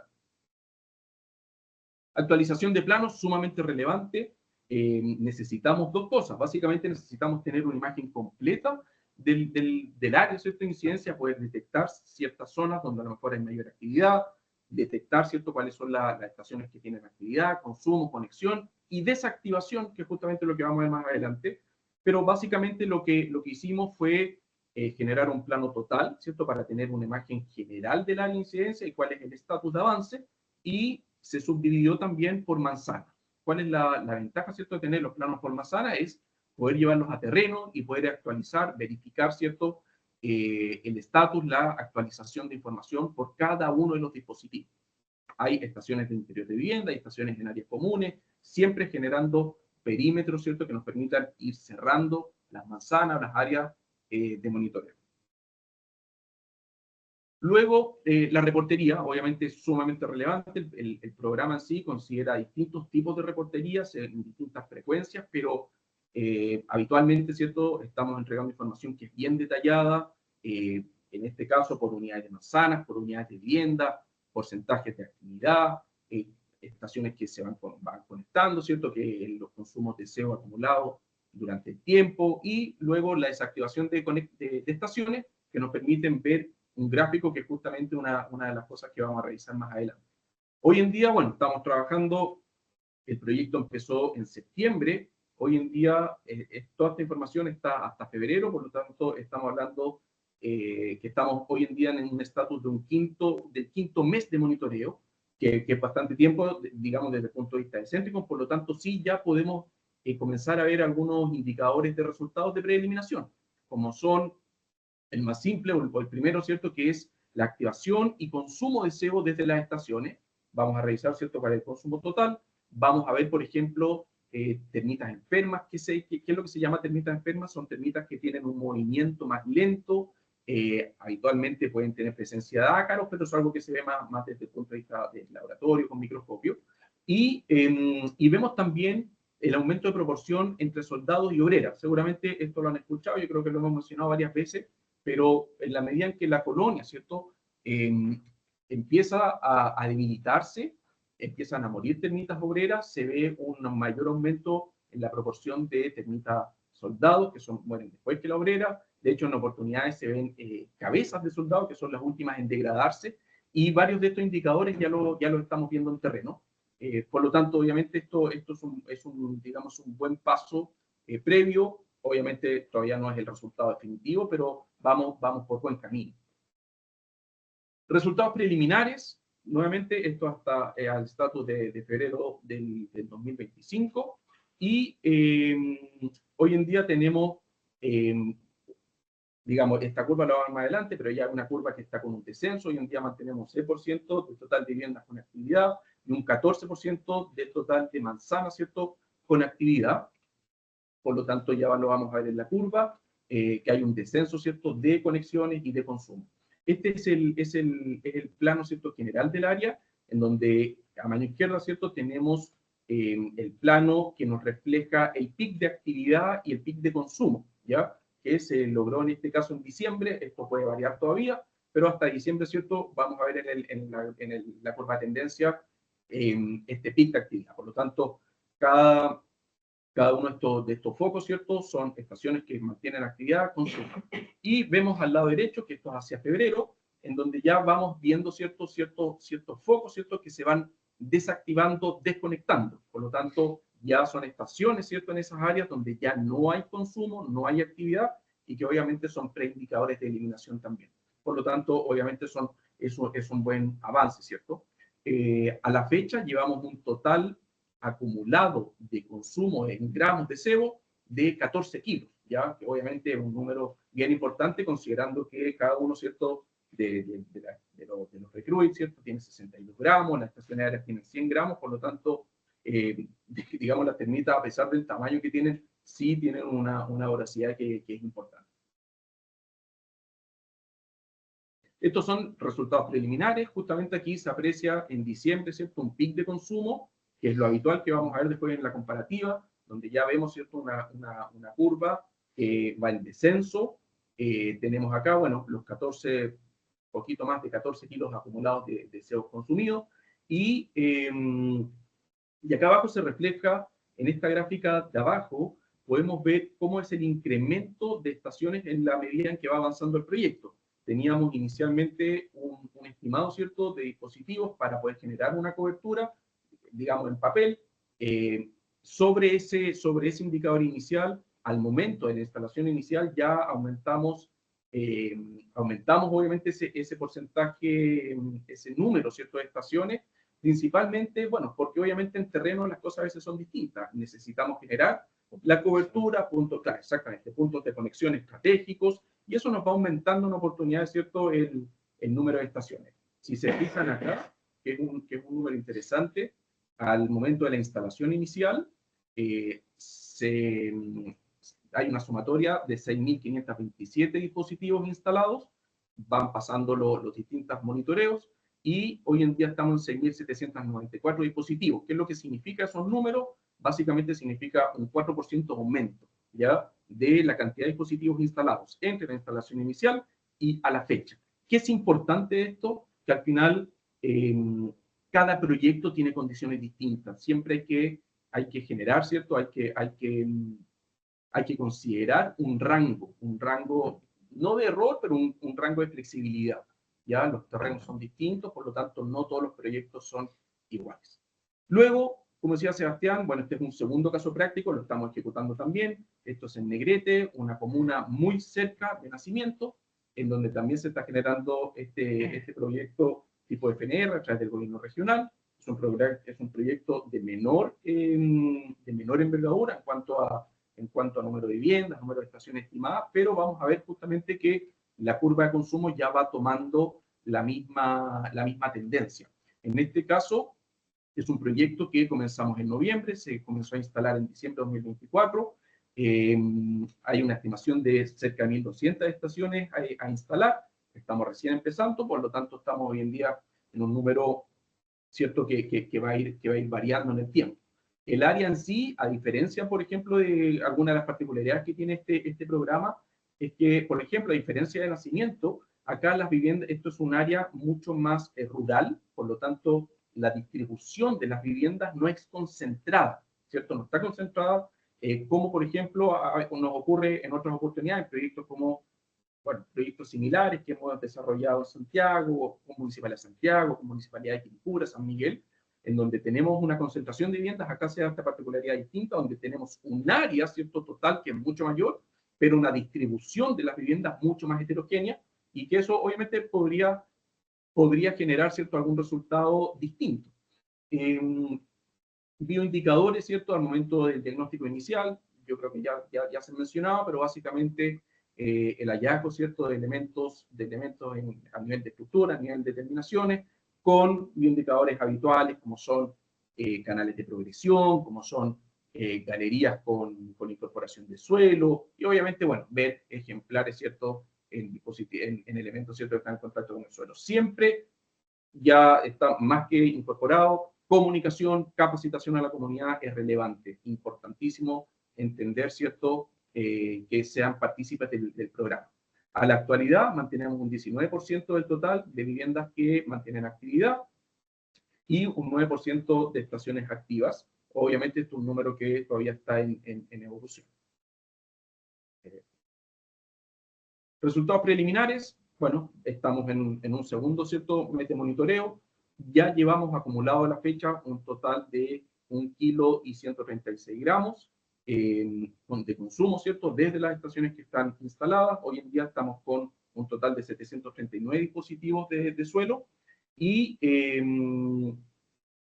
vemos acá, obviamente esto puede variar, pero hoy en día vemos, si se fijan, un pic de consumo que está hacia el mes de enero. Por lo tanto, vamos a ver que es probable que la curva, ¿cierto?, se mantenga, digamos, en lo habitual que vemos en los otros proyectos, a pesar, ¿cierto?, de esta posibilidad de variación que tenemos por la distancia, ¿cierto?, entre las viviendas y entre las estaciones. Hoy en día hay un 40,5% de consumo, o sea, se han dispuesto, ¿cierto?, gramos de principio activo, 2,8 kilos, y se han consumido 1,136 gramos, 1,1 kilos, por lo tanto es un 40,5% de consumo en relación al total de CO dispuesto. Conclusiones. Aquí lo que hicimos fue comparar, que era justamente la hipótesis, ¿cierto?, que queríamos verificar, en donde comparamos distintos proyectos de gran envergadura, como el de Nacimiento, 7.000 estaciones, proyectos de mediana envergadura y proyectos pequeños. Si se fijan, la curva de tendencia que se ve es la esperada, en donde logramos, ¿cierto?, habitualmente pic de consumos dentro de los primeros 6 meses, y luego una curva, ¿cierto?, que tiende a cero. No sé si se entiende acá, pero básicamente esta línea de tendencia en rojo son números de dispositivos que tienen actividad, tienen consumo, y luego el pic, entonces vemos esta caída, este descenso, a veces brusco, a veces un poco más suave, pero para llegar, ¿cierto?, a mantenerse en valores cero, donde sumado a los otros preindicadores de eliminación, nos hace presumir, ¿cierto?, sobre la eliminación de colonia. Hemos visto también en oportunidades, luego de esta estabilización, ¿cierto?, en base cero, a veces algún repunte muy pequeño que, como bien decía Jorge, puede deberse a colonias satélites, que son más pequeñas, que pueden estar más localizadas, y habitualmente, ¿cierto?, esa actividad se elimina de forma rápida para ya lograr, ¿cierto?, todos los KPIs de eliminación. Conclusiones: trabajo con la comunidad, planificación, yo creo que lo hemos repetido varias veces, fundamental. Generar responsabilidad de los participantes con el proyecto, que entiendan que no todo daño en madera se refiere a termitas, y por sobre todo cuál es el rol del beneficiario, cómo ellos también colaboran, ¿cierto?, en el éxito del proyecto. Importancia de políticas públicas de prevención, creo que es algo que estamos al debe. Es fácil, ¿cierto? O sea, es fácil, y sé que, y justamente pasó en Nacimiento, se han hecho, ¿cierto?, algunas instancias de poder generar algunos protocolos para un correcto manejo, ¿cierto?, de este tipo de residuos, disposición final, quema, bueno, hay distintas alternativas. Siempre también es importante considerar las particularidades de cada comunidad o cada proyecto. Lo vimos nosotros justamente en esto, en donde tuvimos que modificar de algún modo algunas de las estrategias que habíamos considerado inicialmente, y en este caso fue principalmente porque la población, ¿cierto?, no tenía, ¿cierto?, no tenía suficiente acceso a medios digitales, internet, para poder conectarse, por ejemplo, a capacitaciones. Vemos, bueno, como decíamos, vemos que hay un consumo alineado a lo que, digamos, a lo que habitualmente, ¿cierto?, vemos en el uso de esta tecnología, y un patrón de consumo y actividad que se mantiene independiente a la dimensión del proyecto. Como bien decía, tenemos proyectos más grandes, ¿cierto?, de nacimiento, proyectos más pequeños, ¿cierto?, con ubicaciones con una distribución más heterogénea, pero vemos, ¿cierto?, habitualmente en la curva que se mantiene de forma regular, independiente. Y bueno, hay varias condiciones que pueden hacer variar, ¿cierto?, cuándo vamos a lo mejor a ver un pic de actividad y pic de consumo, que pueden ser, bueno, condiciones climáticas, puede ser cobertura, ¿cierto?, mantener una buena cobertura, en oportunidades, como bien decían anteriormente, en oportunidades, por ejemplo, las químicas previas en un terreno puede también hacer variar, ¿cierto?, la facilidad que haya de conexión en los dispositivos, y eso obviamente no nos genera este margen, ¿cierto? Pero si uno puede sacar un promedio, estamos logrando estos picos de consumo dentro de estos primeros 6 meses, que es lo que sería esperable. Y,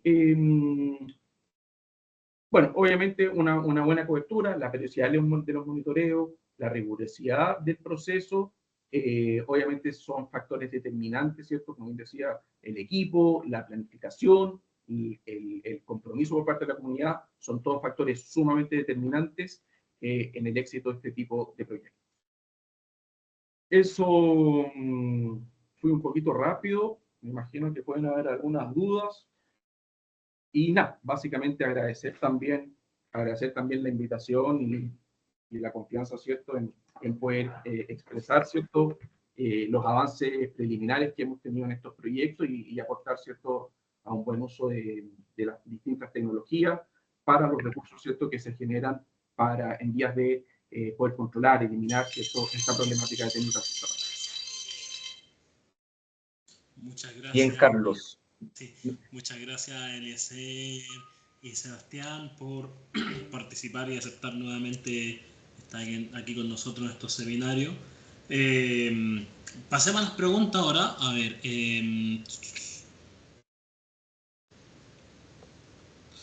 bueno, Abel Castillo pregunta: cuando la infestación de termitas es muy alta, ¿a qué distancia se deben instalar las estaciones de control de termitas?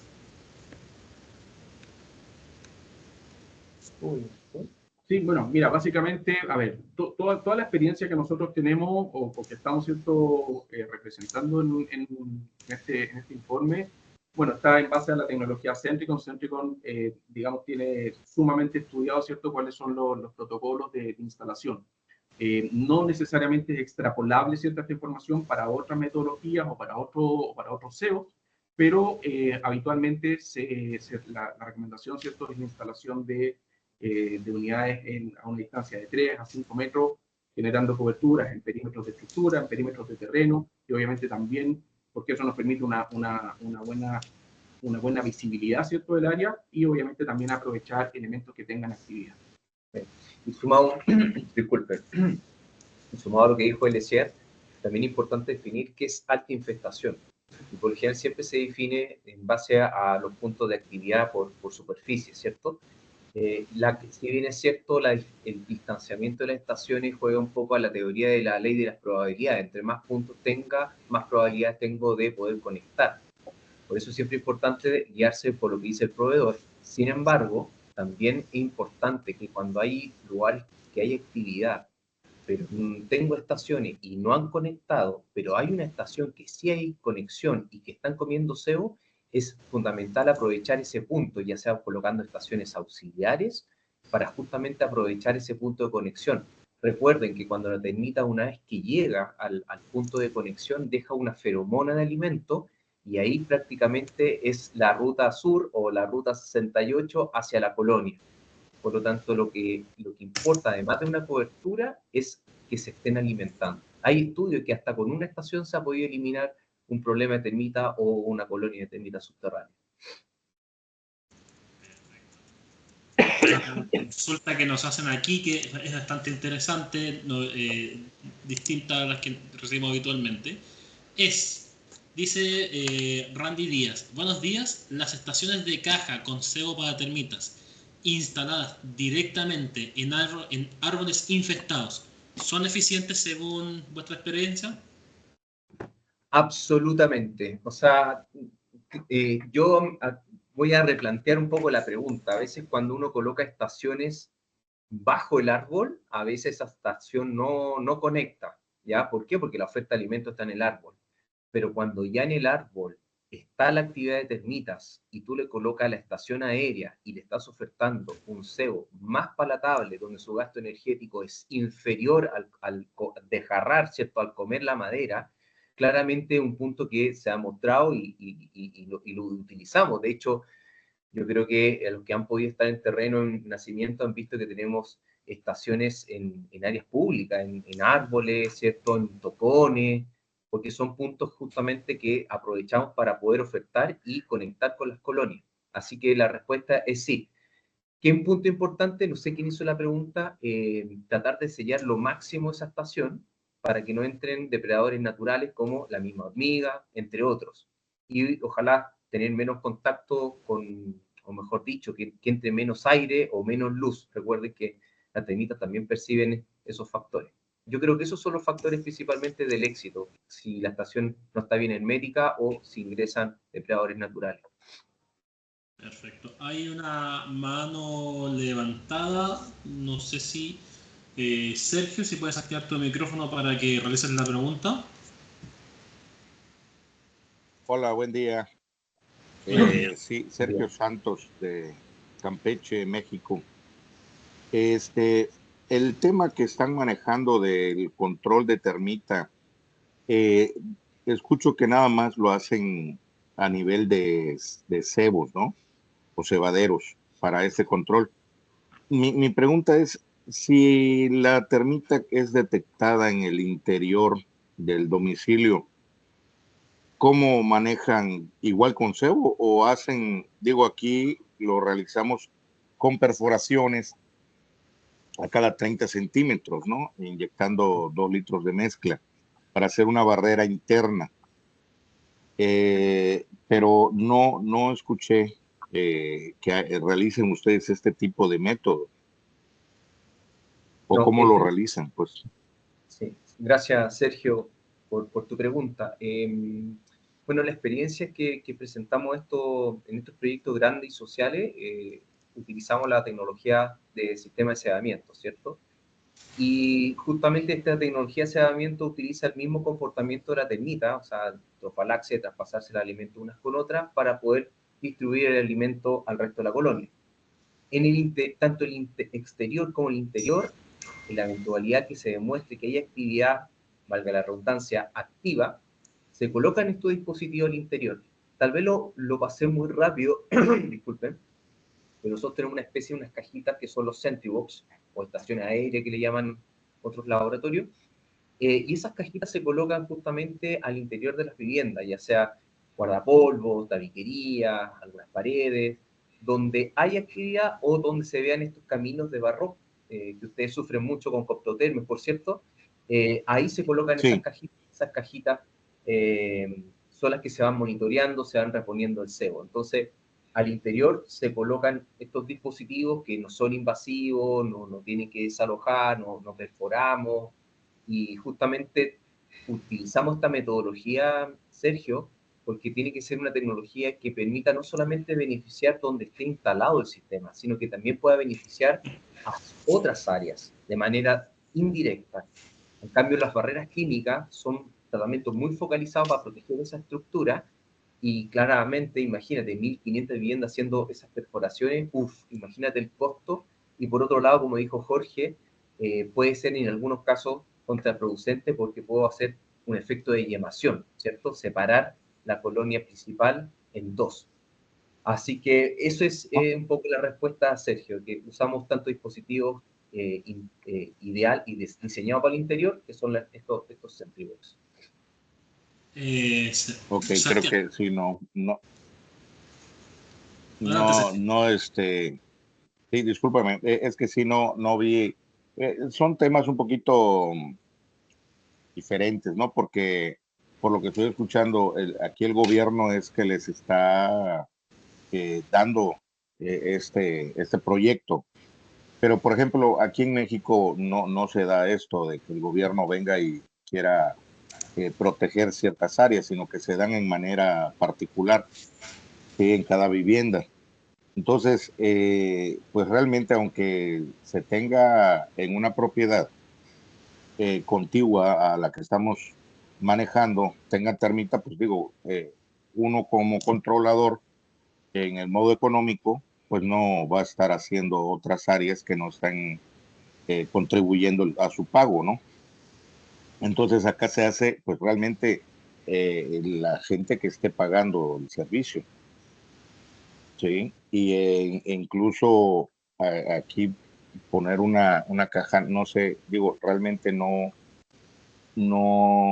estoy muy habituado en esto, o sea, no, es novedoso para mí, pero me interesa mucho, ¿no?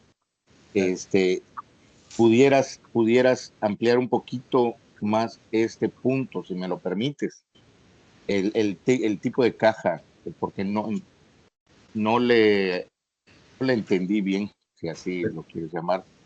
Si es que se puede, Carlos, dame un segundito. Sí, lo noté. Vamos a ver, sí. Ahora, de partida un poco, Sergio, en México no hay ningún IGR registrado. Próximamente va a haber uno, pero recién estamos haciendo las pruebas, es a base de clorfazurón, ¿ya? Entonces, de partida, probablemente, estas son las cajas, pero antes de esto, quería mostrarte, disculpa, estas son las cajitas. ¿Se ve en mi pantalla, Sergio? Sí, la veo. Sí, se ve. Ya, estas son las cajitas, son como una caja de luz, por decirlo así. Y estas se colocan ya sea en los túneles o proyecciones de barro activos o en maderas donde ya están haciendo el daño y se coloca justamente en el momento donde están haciendo donde está la termita activa. Y aquí hay otra En la foto línea. en la línea, ¿cierto? El camino de barro. Y aquí hay otras fotos que utilizamos, por ejemplo, este camino de barro, utilizamos también algunos troncos. Claro, no hay ninguna foto de alguna casa instalada, pero estas estaciones son diseñadas justamente más para el interior y para poder conectar en la estructura aérea de las estructuras de las viviendas. Ya. ¿Se entendió un poco mejor o no? Sí, pero, ajá. Sí, son cebos, son cebaderos, ¿no? Sí, Ya son sea cebaderos. ponerlos en las salidas a la base del piso, pudiera ser, donde esté la trayectoria inicial. Pero el tema que aquí en México no está nada, no hay estos productos, ¿no? Claro, no está registrado. De hecho, en Latinoamérica, para quitar un poco, para explicar, solamente en Brasil y en Chile hay SEO registrado y parte del Caribe, que estamos hablando de, por ejemplo, Bahamas, ¿cierto? Martinique, pero curiosamente, dado que los mercados son algunos pequeños, no muy atractivos para los grandes laboratorios, serían esos como los únicos países que hay SEO registrado en nuestra región de Latinoamérica. Y por el mismo motivo he estado tratando de poder registrar otro SEO. Como te decía, vamos a hacer unos pilotos con clorfazurón en México, en Uruguay y en Trinidad y Tobago. Y un laboratorio que la verdad que probablemente le interesa más desarrollar y dar soluciones que estos grandes laboratorios que a veces miran al país y dicen, no me interesa, con Estados Unidos tengo suficiente. Sí, ojalá y lo puedan meter a México porque hay mucho mercado en el, perdón, en el tema de los pisos. Luego son pisos de mármol y le dices al cliente que le vas a perforar el piso y aunque esté lleno de termitas no te lo permite, ¿no? Así Entonces es. esta opción está genial, la verdad que está genial y ojalá pudieran meterlo por acá. Y yo que creo sea, que sí, y con esto último, yo creo como comentario final, si bien es cierto, Estados Unidos, el mercado más grande de control de termita a nivel mundial, donde todavía hay un porcentaje importante que usan barreras químicas, pero si uno mira otros mercados como Europa, ya las barreras químicas en la mayoría están prohibidas. Incluso en España ya no puedes inyectar directo al piso, inyectas a la pared. Es el caso también de French Caribbean, o mejor dicho, Martinique, donde están prohibidas las barreras químicas y solamente puedes utilizar herramientas preliminares, de preconstrucción como Thermifilm y sistemas de cebo. Lo mismo pasa con Francia, ¿te fijas? Entonces, yo creo que finalmente todo esto se va regulando con los mercados y las normativas que van saliendo. O sea, va a ser cosa de tiempo donde finalmente los grandes laboratorios se fijen en países como Latinoamérica en empujar esta solución, porque la verdad es una solución súper eficiente, súper amigable con el medio ambiente, y insisto, no solamente soluciona el problema en el lugar donde tú lo instalas, sino que también en sectores colindantes donde tú no sabes hasta dónde puede llegar la colonia o cuántas colonias hay ahí, ¿te fijas? Y por eso es tan importante lo que mencionó Eliezer, que a veces los consumos son bastante elevados, porque no quiere decir que sea una colonia gigante, pueden haber varias colonias por diversos factores. Aplicaron algún químico, sacaron tierra, construyeron y segregaron o multiplicaron por efecto de yemación esas colonias, por lo tanto, claramente son más bocas que alimentar, por decirlo así. Sí. Una pregunta más, se la hago así a Eliezer para que Sebastián descanse un poco, que nos dijo que está un poco enfermo. Mañana creo que, de aquí a mañana estoy igual de resfriado que Sebastián. Una pregunta para ti, Eliezer. Y también, si es que pueden un poco compartir pantalla, la imagen, la presentación inicial, que Jessica me está pidiendo para hacer captura de pantalla, por si así se pueden activar el PowerPoint de ustedes, con la portada. Te pregunto, Eliezer, aquí David Hernández pregunta, ¿cada cuánto tiempo se deben revisar o rotar las estaciones? Sí, a ver, bueno, un poco respondiendo de la forma, digamos, igual, digamos, con el mismo tono que respondí la pregunta anterior. La verdad que cada proveedor, cada fabricante puede tener digamos, apreciaciones distintas, ¿cierto? Nosotros, la experiencia nuestra, en base a Recruit 4, es que los monitoreos los deberíamos hacer en frecuencia mensual, pero más allá de la frecuencia, lo importante siempre es poder considerar, ¿cierto?, que haya una oferta, ¿cierto?, en gramos y en cobertura, en distribución de cebo que esté disponible en caso de que la colonia, ¿cierto?, tome contacto con esa estación y tengan disponible el producto para consumirlo. Si es que eso implica, estoy pensando solamente, si es que eso implica que mis visitas deba acortarlas un poco, es algo que debo hacer. O, por ejemplo, que es lo que decíamos hace un momento, a lo mejor reforzar con estaciones adicionales, ¿cierto?, en esa zona donde hay alto consumo, pero insisto, lo importante es que el cebo esté disponible cuando la termita lo quiera consumir. Pero también adicional eso, es recomendable, Eric, que no estar revisándola constantemente. Recuerden que las termitas también van a percibir ciertas vibraciones, corrientes de aire, la misma luz. Por lo tanto, lo mejor es tener una visita periódica mínima mensualmente. Hay otro formato digo bien, que te permiten cada 3 meses, pero es por la formulación que tienen esos sistemas. Pero una visita anticipada es contraproducente. Perfecto. Vamos con la última pregunta y después de esto pasamos a los sorteos, que también les voy a pedir que se queden ustedes para que nos ayuden con los premios. Agni tiene la mano levantada, no sé si puedes activar tu micrófono. Micrófono, te falta el micrófono.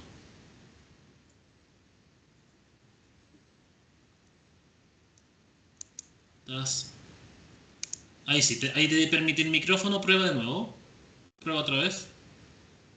Yo creo que ahora si lo activa, yo creo que va a funcionar. Sí, ahora si lo activa va a funcionar.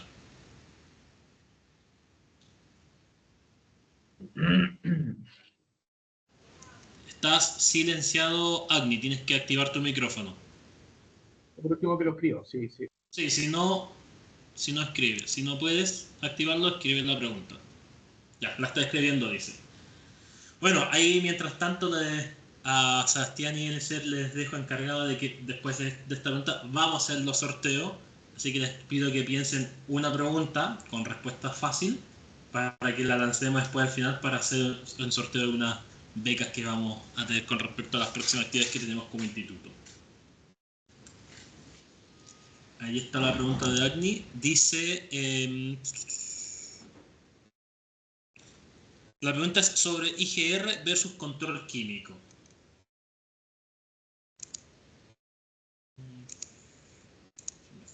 O sea, el IGR también es un químico, a lo mejor se refiere a los neurotóxicos, puede ser, porque el IGR es una sustancia química.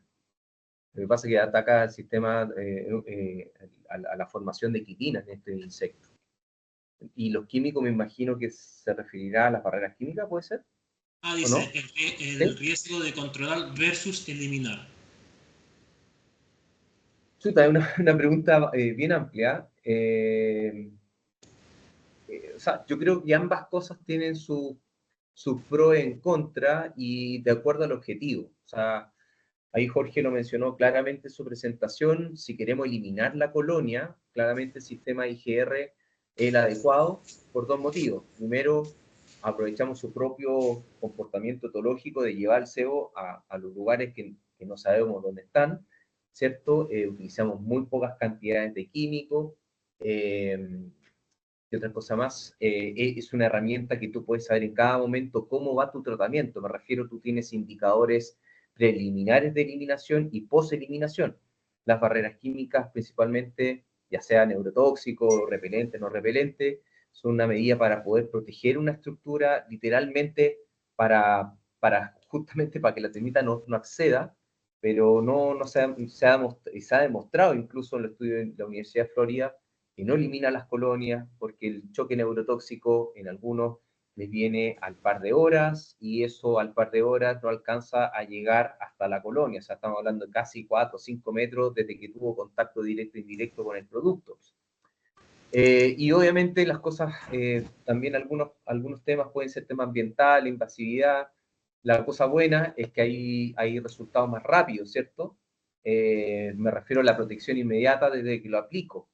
Pero nuevamente pensamos que en general todos los controles de colonias, ¿cierto? De cualquier organismo, ya sea avispa, roedor, etcétera, en general tienen que ser un sistema de acción lenta para que no asocie su muerte a lo que están comiendo, ¿te fijas?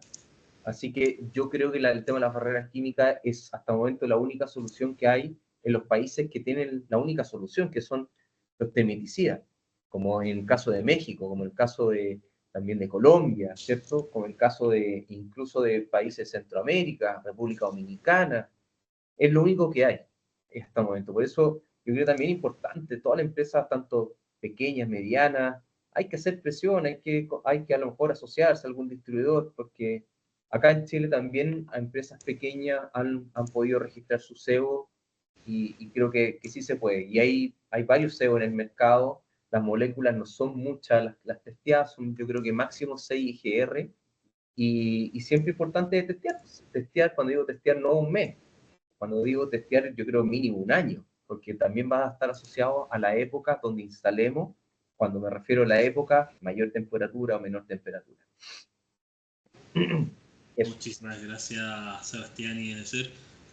Pasemos entonces ahora con la fase del cierre del seminario. Ahora, antes de dar del cierre y empezar la junta, agradecerles nuevamente a ustedes por estar presentes en este seminario, colaborarnos, porque de verdad es muy útil que una empresa como ustedes, con presencia internacional y con la experiencia que tienen, se den el tiempo de estar compartiendo su saber, su experiencia en este tipo de instancias.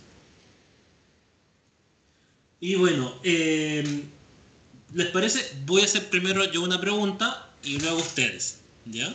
Para que la puedan pensar bien. Como les dije, paso a compartir pantalla. Nuevamente reiterar el llamado para que nos sigan en nuestras redes sociales, estén al tanto de todas las novedades que nosotros hacemos como instituto, las capacitaciones, consejo. Y con respecto a las capacitaciones que tenemos en el mes de abril, tenemos nuestro curso de Paloma, el seminario de Aedes y el de Chinche.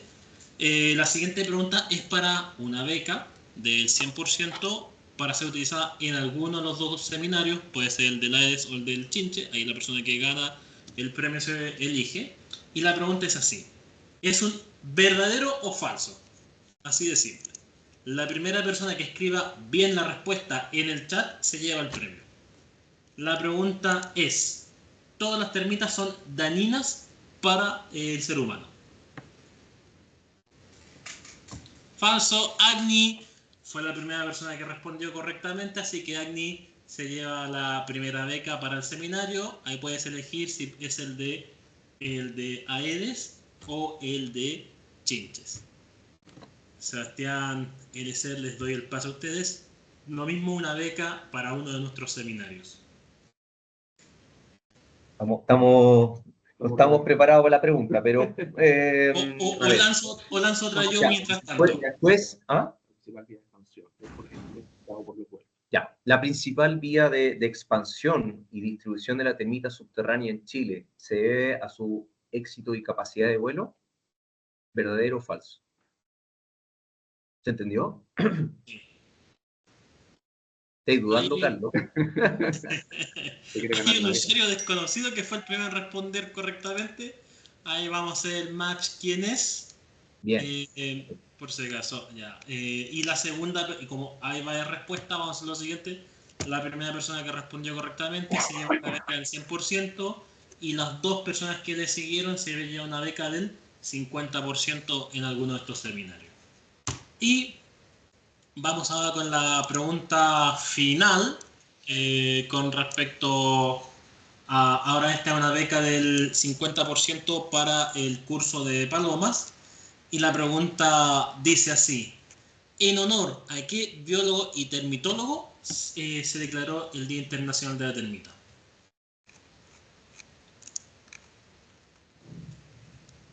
Fritz Müller, correcto la respuesta.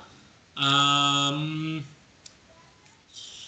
tenemos que hacer el match. Gustavo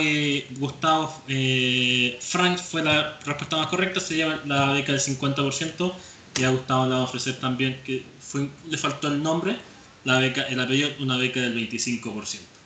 Y bueno, para cerrar esta jornada quiero agradecer la participación de todos los presentes: Jorge Morales, que nos acompañó en la mañana, Singenta, que nos acompañó posteriormente, también la Municipalidad de Nacimiento, también a ustedes, Sebastián y Eliezer, como empresa Rentoquil. También a agradecer a la Coalición Latinoamericana de Empresas de Control de Plaga, que nos ayudó a difundir también este seminario. A agradecer también a la misma Asociación de Empresas de Control de Plaga, a CICPLA Chile, que nos brinda su apoyo a este instituto. Y también agradecer a cada uno de los proveedores también que nos ayudan a realizar estas actividades, como lo son Copargo, ANASAC, BTS, Laboratorio del Mercado Plaga, y RupiPes.